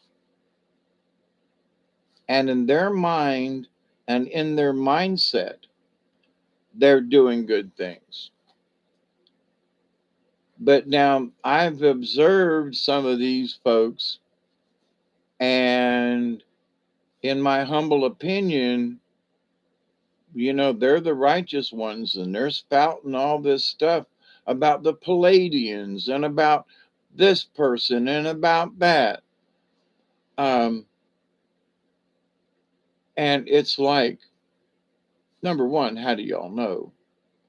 I'm talking to the Palladian chief, and this is Chief Paplakla or some kind of, and it's feeding us all this information and all these different things. Oh, and God spoke to me too in the middle of it all. Okay. And they claim that they're doing God's work, and I listen to them and I go, "Oh, holy crap. In my humble opinion, you're steering people wrong." Because they seem to be steering people towards an agenda. My agenda is simple. We all are spiritual beings. We all have the right to connect with the Creator anytime we want to. We don't need a religion to connect. We don't need permission from Jesus to sit at the right hand of anybody.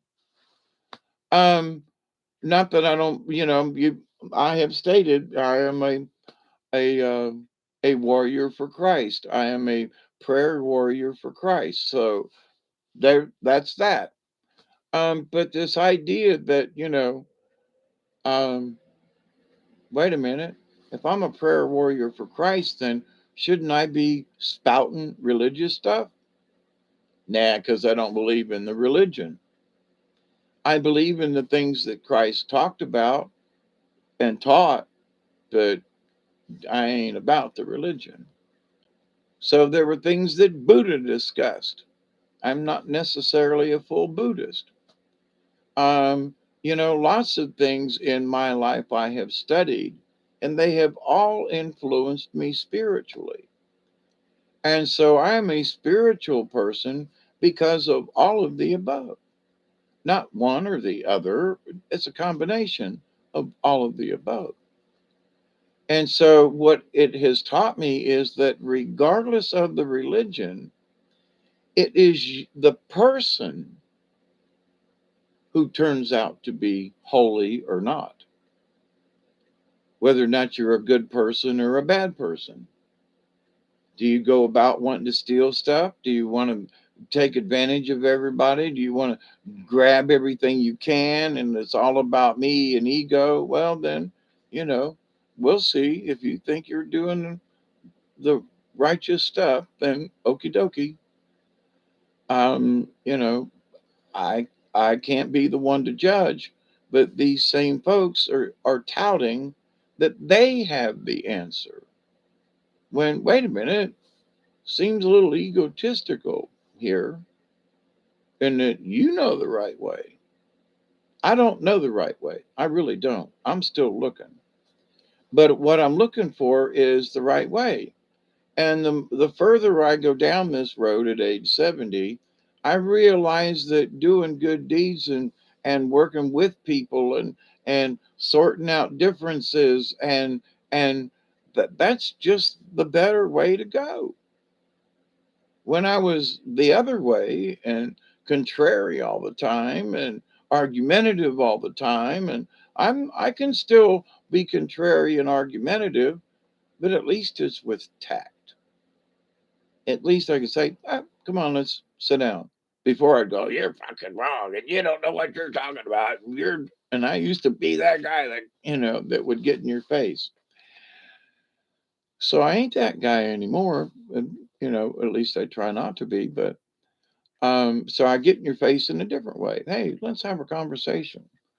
I think every single one of us is worthy because we're all going to die. Okay. We're going to make that transition. Whether anybody else thinks we're going or has the you know whatever, we're all going to make that transition. What's on the other side? I don't know. I know that all of us who've been there have been changed from it, most of us to the good, I would say.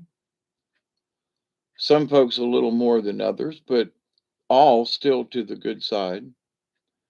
Once you experience the other side, you're really glad to be here. If you're still here, you're really glad to be here. you know. So, what's that got to do or say about anything? Stop worrying about whether or not you're worthy. Just do the best you can. If if religion, and pick one, if religion is the our only marker as to how we're going to quote get into heaven, I want to say, well, what's going to stop me? I'm going to die. So to me, being on the other side, I won't have pain anymore, which I'm like in a lot of pain all the time. I muddled through it. But if I'm going to the other side, then I will not have to deal with this physical pain any longer. In my humble opinion, Not that I'm trying to cash out early, mind you, but in my humble opinion, that would be heaven, to not feel physical pain anymore. I mean, I discussed my MRI that I saw the other day. Oh my God, is my back scrunched up into this little bit of bony mess. And I'm hurting right now. No matter whether I'm sitting or lying down or whatever it is. And I'm not bitching, I'm telling the truth.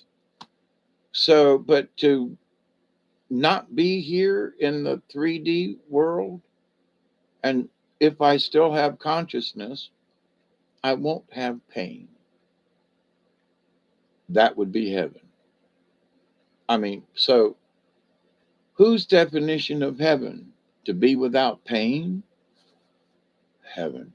Why do people commit suicide? Because they can't stand the pain in this reality. So they pop a cap in their, or whatever, because they can't endure the pain in this reality. So, but what kind of pain do they have to put up with if they commit suicide? I'm dipping out, guys. Okay, Joe, good to see you. I'm glad you're doing all right. Float hit, I ain't been around chemicals for. I had an experience one day that I was standing in my driveway, suddenly couldn't hear or feel anything. I could only see things. That way, when you know who you really are, you never die. You're not the body. Right, right. Of the couple of that time, the 3 days on in the swamp in the middle of dog days, I still, how did I make it? And I had a spirit on either side of me, and I remember turning around and looking at myself where I was hiding in between the palmetto bushes and looking at the swamp through the swamp and thinking, that's me going and with a spirit on either side of me. And they reassured me that everything was going to be okay. And after 3 days without food or water or anything to drink, I came out of the swamp and still scratching my head. How in the hell did that happen? But in the shaman journey, there has to be a death. You have to have a death of the spirit in order to be able to like go to the next level. And unfortunately, I find that to be true because without that experience, I would not have kind of like seen the next level because it opened my eyes to, oh my God, I can literally leave my body and see myself from both sides at the same time and survive 3 days at 102, in the shade, um, and come out basically unscathed. How really how does that happen? So it happens by the grace of God. It happens by the universe. The universe feeds us.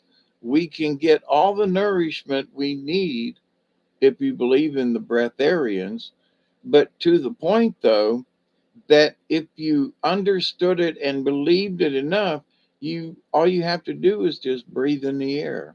Everything that we need is contained in the air that we breathe. So that's real not it's not really stretching it because after 3 days in the swamp, I can attest to the fact that how did I survive? Well, all I did was breathe, So is it possible? Well, at least in the short term, you know. Um, so where is your faith? So do you have the faith that if you do good things, then the afterlife is going to be good? That's not a bad thought. It's not a bad way to think about life or living or, you know, if I do good deeds, then the afterlife is going to treat me well. Does that mean I'm going to go to heaven? Well, heaven's a construct. What is your idea of heaven? If you think that the pearly gates is where you're going, you might go there. You might be a redneck, I want to go where the party is. I want to go.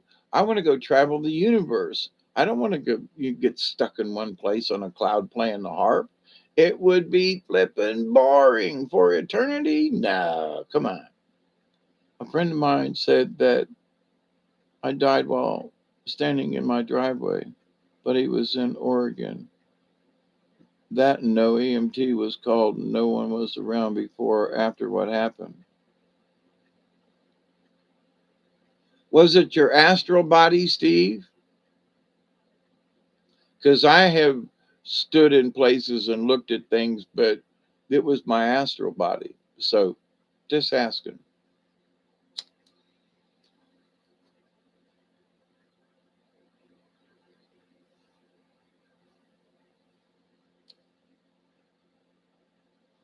Oh, I'm early. It's 2:14.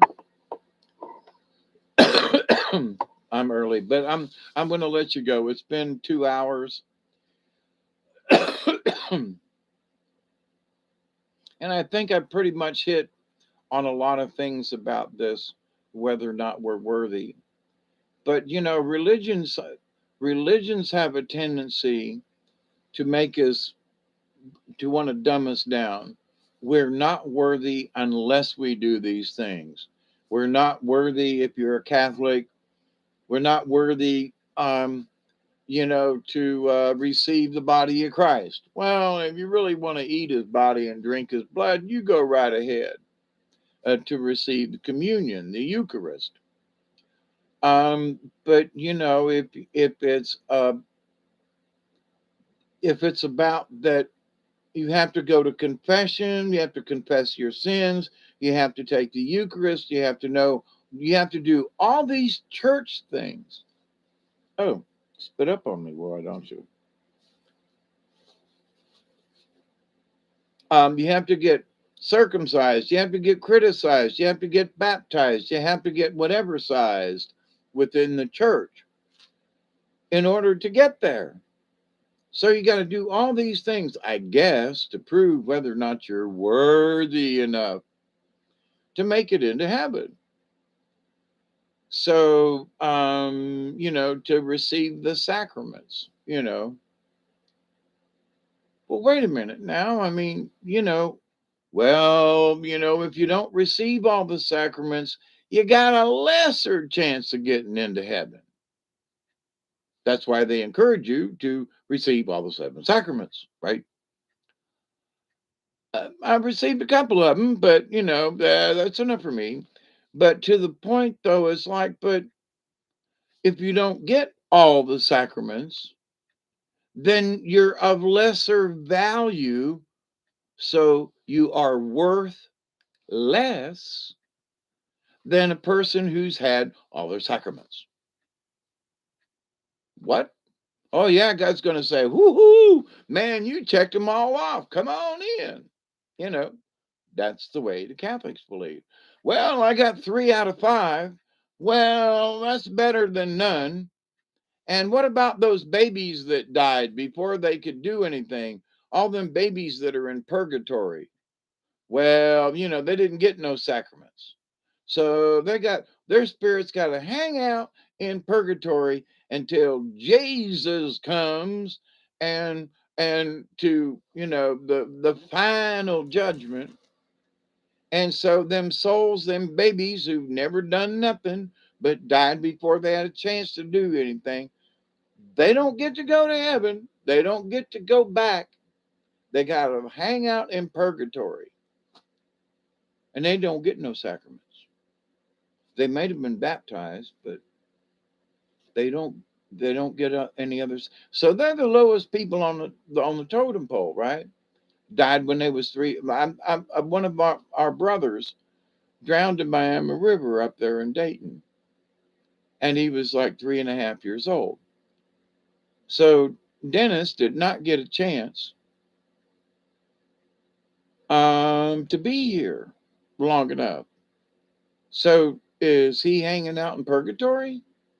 because he died at the age of 3.5 before he was 4. He was dead before he was 4, so he didn't get to go to heaven.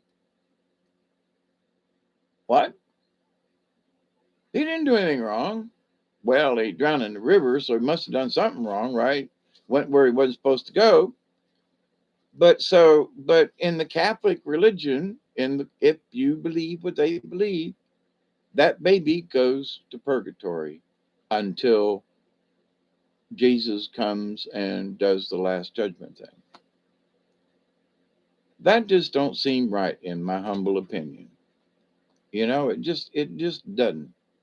And that the people who then get all of the sacraments within the Catholic Church, they don't gotta hang out in purgatory. Why? Because they got all their stuff checked off. They get to the pearly gates. St. Peter says, "Man, you got them all, dude. Come on in. Your ticket's already punched. You qualify. You are worthy enough to present yourself into heaven." That's what they believe. And that's why I couldn't stay in the Catholic Church. I was like, nah, no, you're telling me that heaven's just a club, you know? Now, having received several of the sacraments, but I'm like, I don't feel like that qualified me not to get into heaven. I think it qualified me as far as the church is or was concerned. Well, you've had these several sacraments. Yes, I have. They're good Catholic boy. Really? Okay.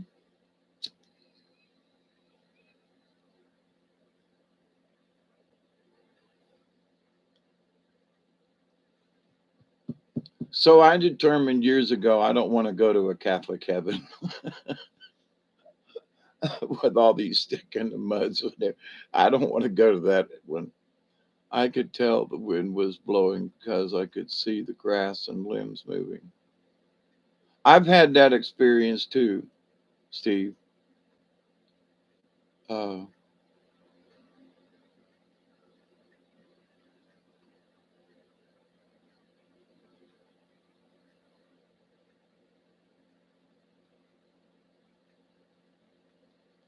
so a man thinketh, so is he.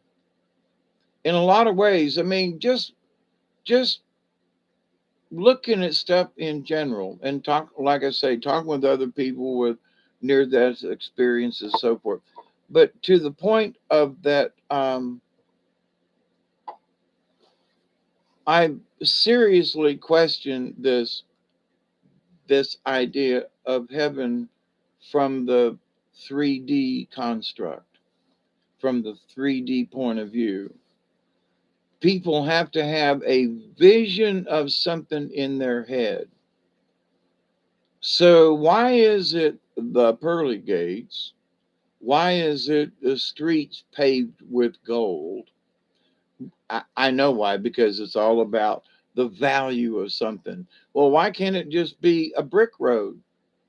Well, in the native sense, it's the red road.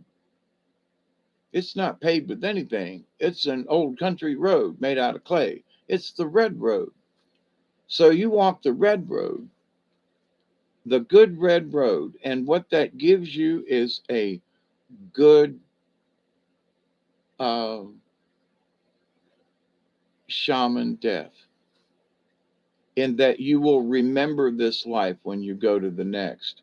And if you're reincarnated, supposedly that if I do a good job this time around, when I'm reincarnated, I will remember this life, or at least some of it, and in the next life, versus just waking up and not knowing nothing, right? There are some children I have met over the years that are just way too smart for their own good. And they turned into different people as they got older. But when they were kids, before the age of 8 or 9, before society polluted them, They were really connected in ways. And unfortunately, they lost their connection.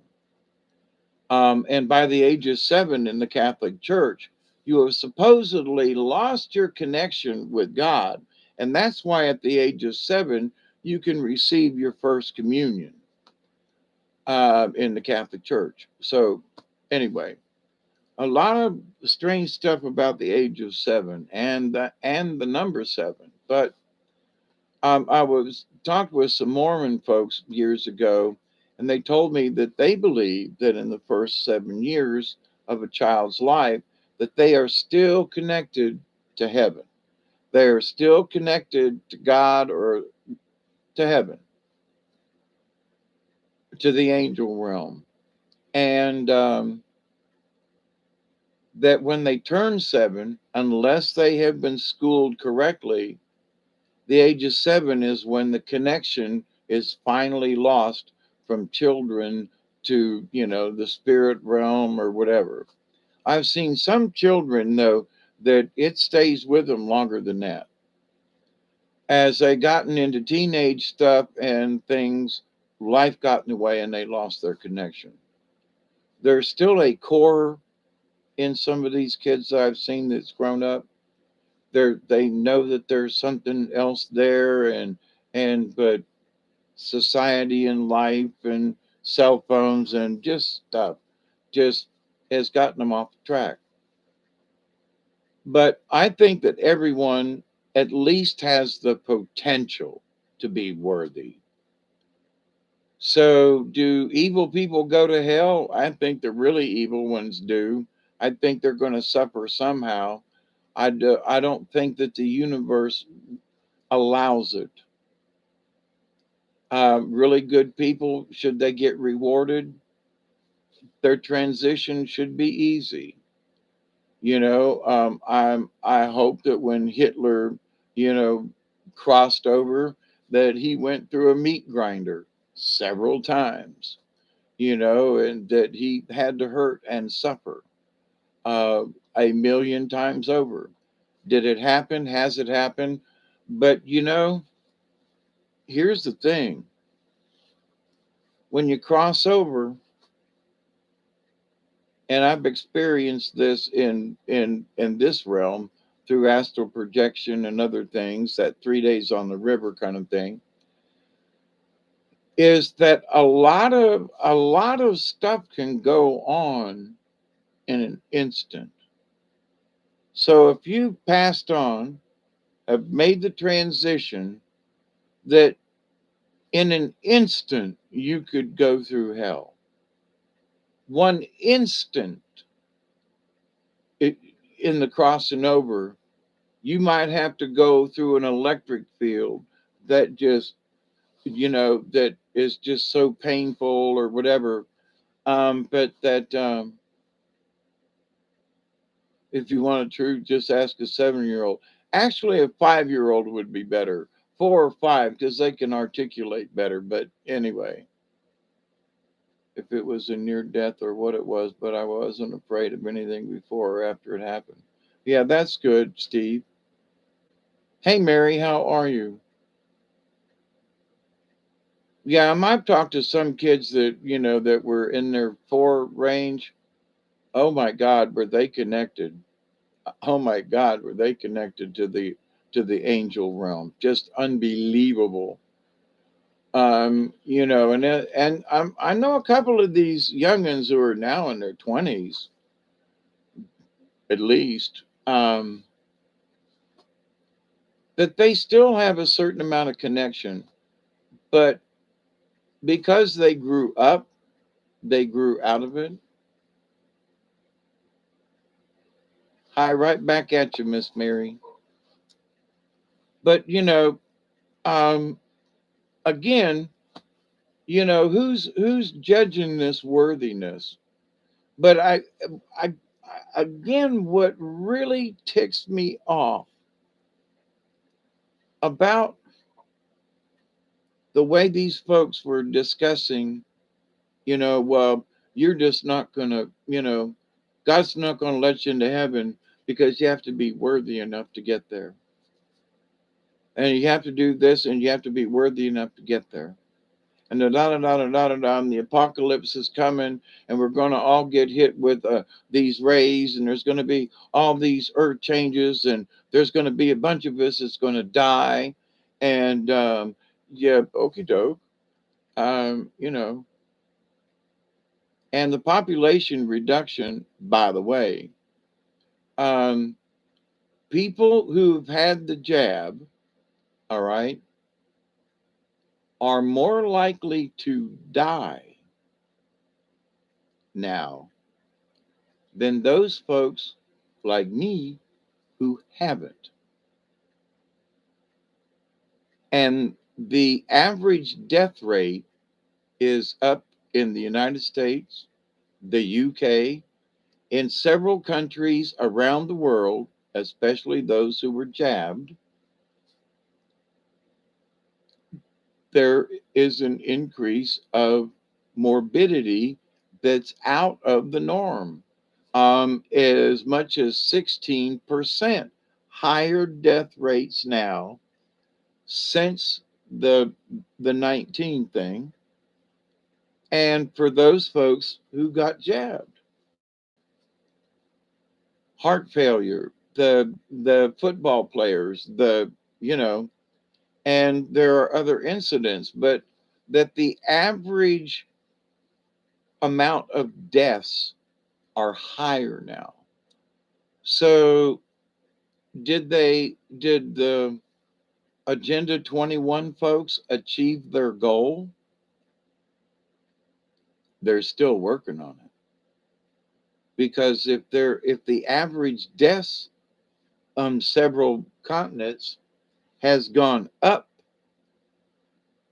more people are dying.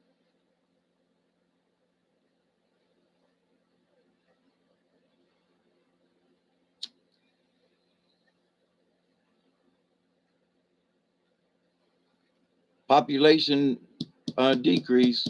You know, I'm hoping. I mean, who knows? I'm hoping that this does not set a precedence. It sort of already has. But it's almost like folks were picked on because of their genes or their whatever after having been jabbed. That makes uh, the average go up. So what was it? Who picked? What picked on those people to have the heart condition or whatever? Now my heart condition is because I'm still smoking and I'm 70 and I used to smoke 3 packs a day for a long time. And if any of you noticed in the last 2 hours and 17 minutes, I have not smoked a cigarette. I've hit my pipe a couple of times, but so I'm really trying to quit smoking. When I get done doing this video, I'm gonna get up, get one of them packs down, and I'm gonna smoke me one, damn it. But that's the reason my heart's bad. And it's not as bad as a lot of other people. I'm very gracious and grateful and thank you, but I caused the issue, not somebody else. And it's not because of like I've told y'all, I quit doing flu shots almost 15 years ago because they made me sick. And it's on my records there every time when I go in the hospital. What are you allergic to? And I said, I can't do flu shots. Y'all don't give me a flu shot. It's going to make me sick. And I just, nope, whatever's in it, nope. And they all go, okay, nobody has argued with me about it. Is it all flu shots? And I tell them my little story and I go, okie dokie, no flu shots, whatever's in it. And, but nobody has argued with me with all the people and all the procedures I've had up to now. Nobody has argued or questioned my allergy to flu shots. And they went, okay, Mr. No, we believe you. Okie dokie. And that's that. Kind of strange in a way where, I mean, not in, there are people, sort of expected somebody to like raise their eyebrows, like, what? How can you be allergic to a flu shot? Nope. It's been more of like, really? Yes. Honest? Yes. How long? You know, but not anything of like, well, you're stupid. It can't be that or whatever. But anyway, so my dear friends, I think we're all worthy to make it, quote, into heaven, because every single one of us is going to die. Now, if we go into a reincarnation, which most of us will, because reincarnation is life everlasting, okay? Our extended lifetimes, our reincarnations, is what makes us immortal. And a lot of people just don't pay attention to that. So if I'm good in this life, does that mean I'm going to have it easy next life? Maybe. Maybe that's the deal. Now, in the Buddhist kind of Hindu kind of karma thing, um, if I do believe I was bad in a previous life. There's too much evidence on my end to say no, and I'm here to correct them in this life 3D time. But in this life 3D time, it has a lot to do with spirituality for the wrong things I did to the people back then and the spirits that are still kind of left wandering around through here. And through my learning to be a shaman and by doing ceremonies to try to make peace with the earth and to make peace with the land, which one night of ceremony with the land, the owl hooted right above my head. You've heard me tell the story. And then the next night of ceremony down with the river, as I finished the ceremony at daybreak, the otter came up out of the water just next to me, smiled and waved and went back under. So I feel like my job here to make peace with the land, for whatever happened in the past, there has been absolute positive signs that it's been accepted. But I have to continue to be good. I can't say, well, okay, I got the otters, permission. The owls are good with me. Now I can be a son bitch. No, you got to keep doing good. You got to keep trying to do better.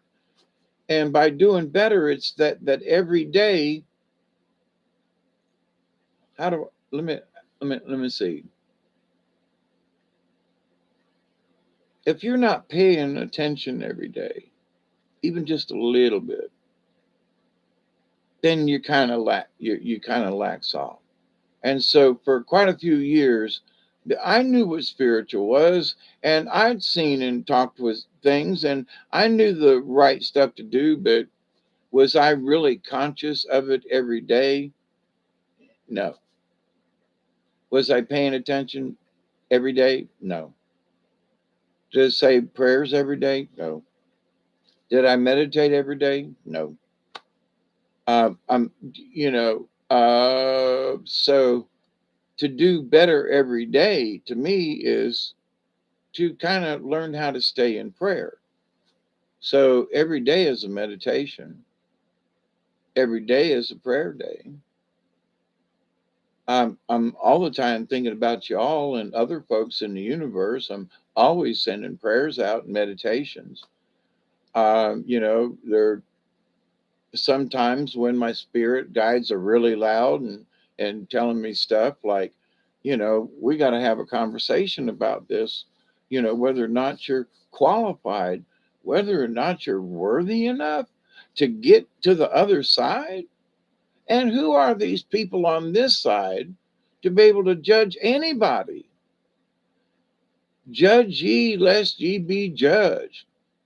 So there are folks out there going, well, if you don't know Jesus, you're not getting in. And they're blatantly saying that to people. So you got to join our community You've got to tithe. You've got to get baptized because of that original sin that ain't nobody supposed to have. And you've got to conform to the religion in order for you to get in. Otherwise, you're not worthy enough for heaven. I'm sorry. Y'all can preach all you want to, preach the good stuff about Jesus, preach about the good stuff, and we should all lead good um, lives and stuff. But when these folks get to the you ain't worthy thing, I got to call them on that. Hang on.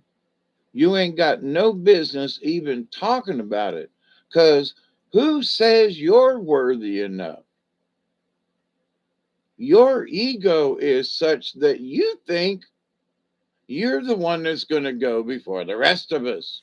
And because of whatever your insights and your preachings and teachings, that you've passed the test, that somehow you deem yourself worthy when there are others, because they don't have Christ in their hearts the way you think they should, therefore they not worthy enough.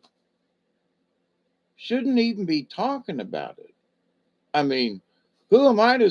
I mean, there are folks who do some really raunchy, bad, nasty things, but we're all going to die. We're all making that transition. And who's to say we ain't all going to the same damn place out there somewhere? We're all going to be spirits. We're all going to be, ethereal energy, etheric energies, particles, um, a thought. Um, that's what we actually will be. We're going to be a ball of pure energy. And I think that the ultimate goal in the universe is through the incarnations we learn, we experience. It's not that we just learn. I mean, the times that I've talked about that I've been out on the river in the middle of the night or out on the lake or something and had these, oh my God, the experiences without being high on anything, just utterly unbelievable. And in that, um, my wanting to experience the universe, I've asked the universe to show the universe to me. Let me experience the universe. What does it look like out there? What does it mean? How is it going to be? Well, to just be out there in the universe. Like that one time, I was just planets and stuff. I was just out there. I wasn't in a body, but my uh, all of my senses and everything was there. And it was like, whoa, there's a galaxy over there. Holy crap, look at that over there. And oh wow. It was just like, and I knew I was there. I mean, the presence of looking down at a planet, the moon, and a galaxy over yonder, it was like, whoa, smell, touch, feel. Um, so it's like, and I wasn't high, and it happened a couple of times. So, and one would, and each one was a little bit more intense than the next layer. I've talked about this before, but anyway, but in that experience, wow, I think the universe is going to kind of feel like this when my spirit is let loose of this body and I can travel the universe as a spirit, as energy.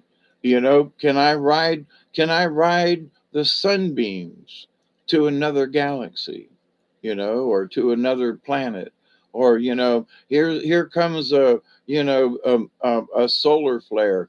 Can I hitch a ride and travel halfway across the universe on a solar flare? I mean, because it's energy. And can we do these kinds of things? And you know well, wait a minute. Hawkeye, you ain't talking about heaven then, are you? Nope. I'm talking about being, we are beings of the universe. We already are. We are already beings in the universe. With we are all part of the great spirit. We are all part of the cosmos just because of our energies. And when our energies leave this 3D body, we're going to still be a part of the universe.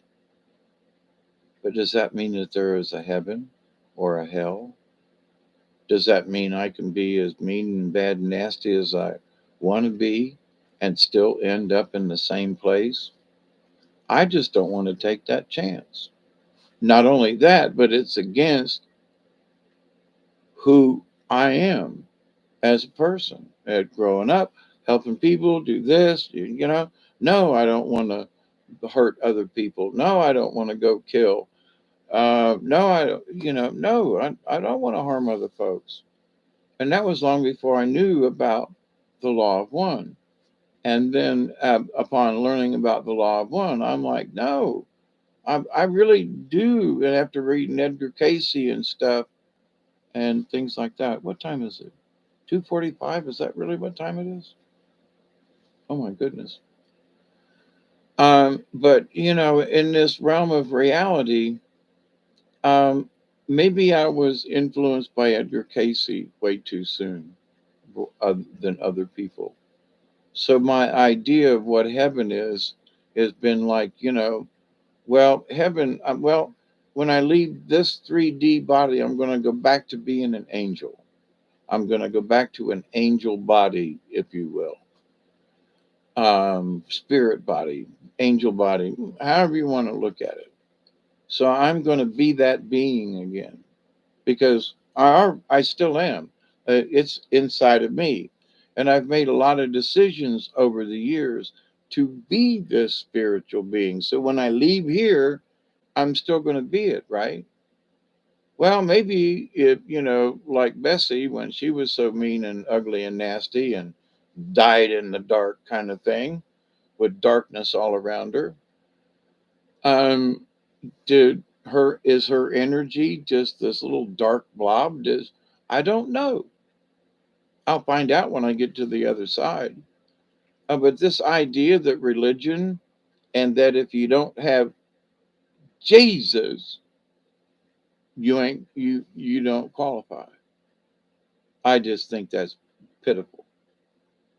If you follow the teachings of Jesus, then you can learn to live a better life.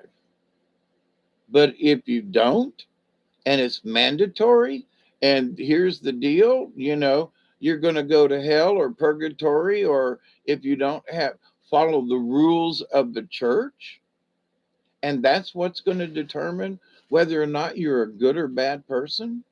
Wait a minute. I didn't go to church. Well, there you go. You ain't getting in. What? Yeah, but I helped people.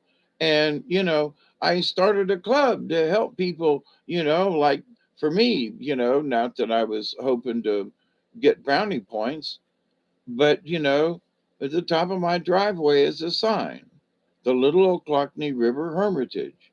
I still stand by it. Somebody needs a place to stay. Somebody needs a place to go air out their spirit. Whatever it is, a sign still up at the road. So I haven't changed my opinion, nor my philosophy in that. So it's a continuation of that. Everybody's welcome if they're going to be polite. If you're going to be honorable, come on down. I still mean it. Um, very few people have taken me up on it, but to the point though, it's still there. And people have taken me up on it. Michael, if you watch this, I've got your email and I need to answer it. But he came down and stayed with me for about a month, and a lovely person, and we met in the chat from this channel. So, but I'm not doing it to gain brownie points. but in a way I actually am. I want to continue to do good so that when I die, I will have a good passing. Is it paying it forward? No, not really. If I just don't know. I just don't want any hiccups. If I've got the opportunity to be a good boy the rest of my life, for whatever that means, in whatever capacity that I have, but it's honest, and it just helps me make that transition when I do die, whatever that transition is. Why not? I I just can't see wanting to be an a hole at the end of my life, and to well, score bad points, or would I lose points in the deal, or anyway. Well, thank you that way, but I'm really not trying to like impress anybody or anything. It's just this is how I really feel. But see, that has been conveyed. My neighbor called me up today, not necessarily out of the blue, but sort of. And he just called and said, "Dave, you all right? You haven't been to the hospital or nothing? How you doing? You all right?" "Yeah." "Need anything?" "No, I just wanted to call to see if you was okay." "All right. Well, love you, brother." And that's my next door neighbor, Ricky and Miss Sheila, who bring me food and keep an eye on me, and Miss Chloe, if you're still around. Yeah, Miss Sheila does do well, and feed me. But anyway, so that I'm not trying to put on airs or anything. I just try to do the right thing. And, but to somebody else, that right thing might be something else, or they might look at me with that. But I'm not trying to impress anybody. I'm just doing what I feel is right in the world. So my 10 cents is to y'all: follow your heart. That way, put a heart down there at the bottom. Follow your heart. And if it truly means that, you're still speaking in a positive, you still help people in whatever, hold the door.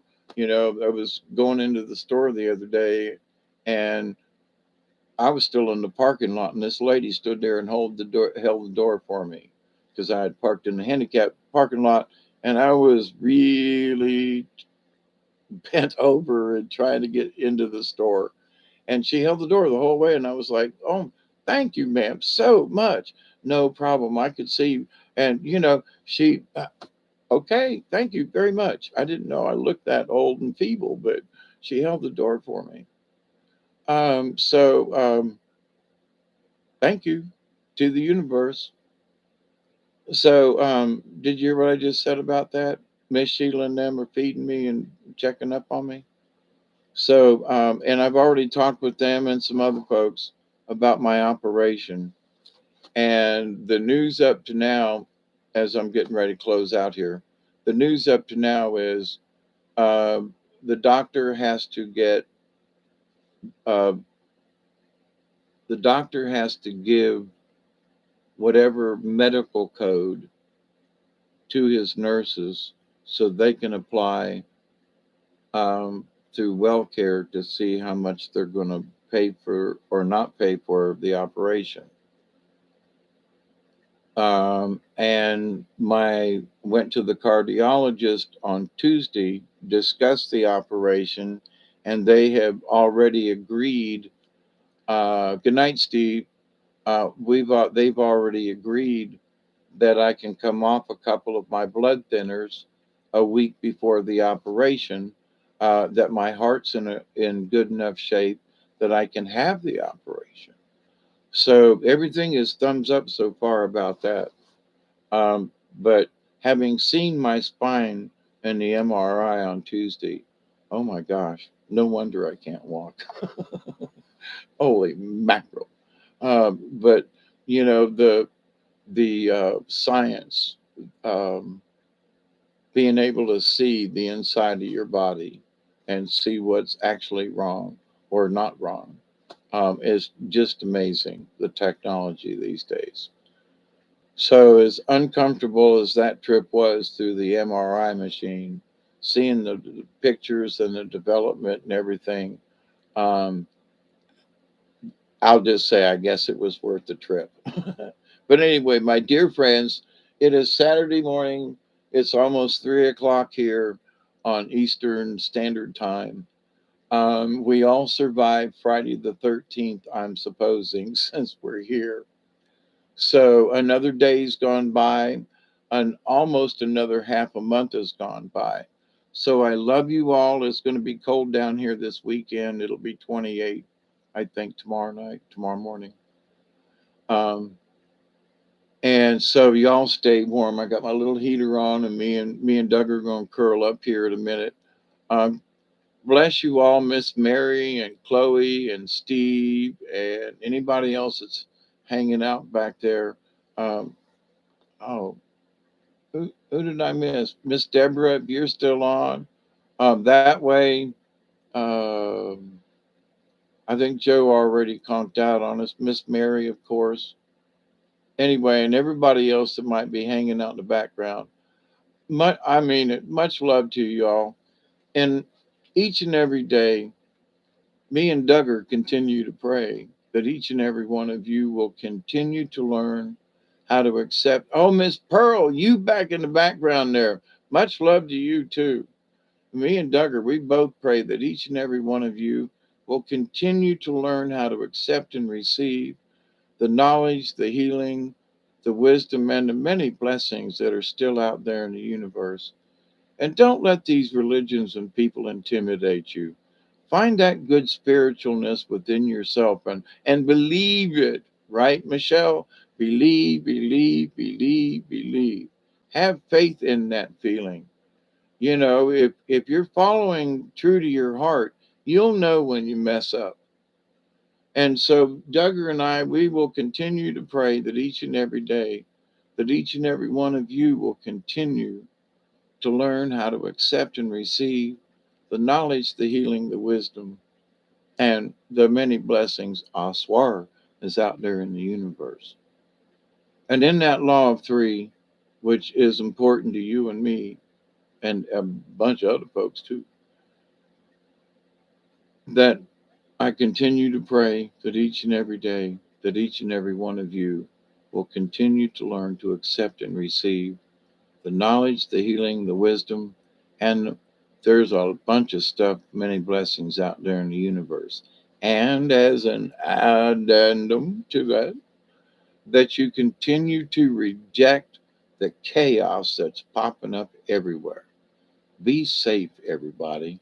I got cotton now. I need a drink of coffee. I also need to move. My back is killing me. I need to take my evening meds. Thank you for hanging out with me. Um, Share this bit of information with folks, um, or share the video. But if you know folks that are getting hung up on this, well, I got to do it this way, or if I don't have Jesus, I'm going to hell. I mean, just calm them down. Just calm them down. Just give them positive reinforcement and say, why don't you just choose to be a good person and forget about the religious part? If you just be a good person, then you've covered your bet. You know what I mean? If you're a bad person, you run the risk of going to hell. Just saying. Whether it exists or not.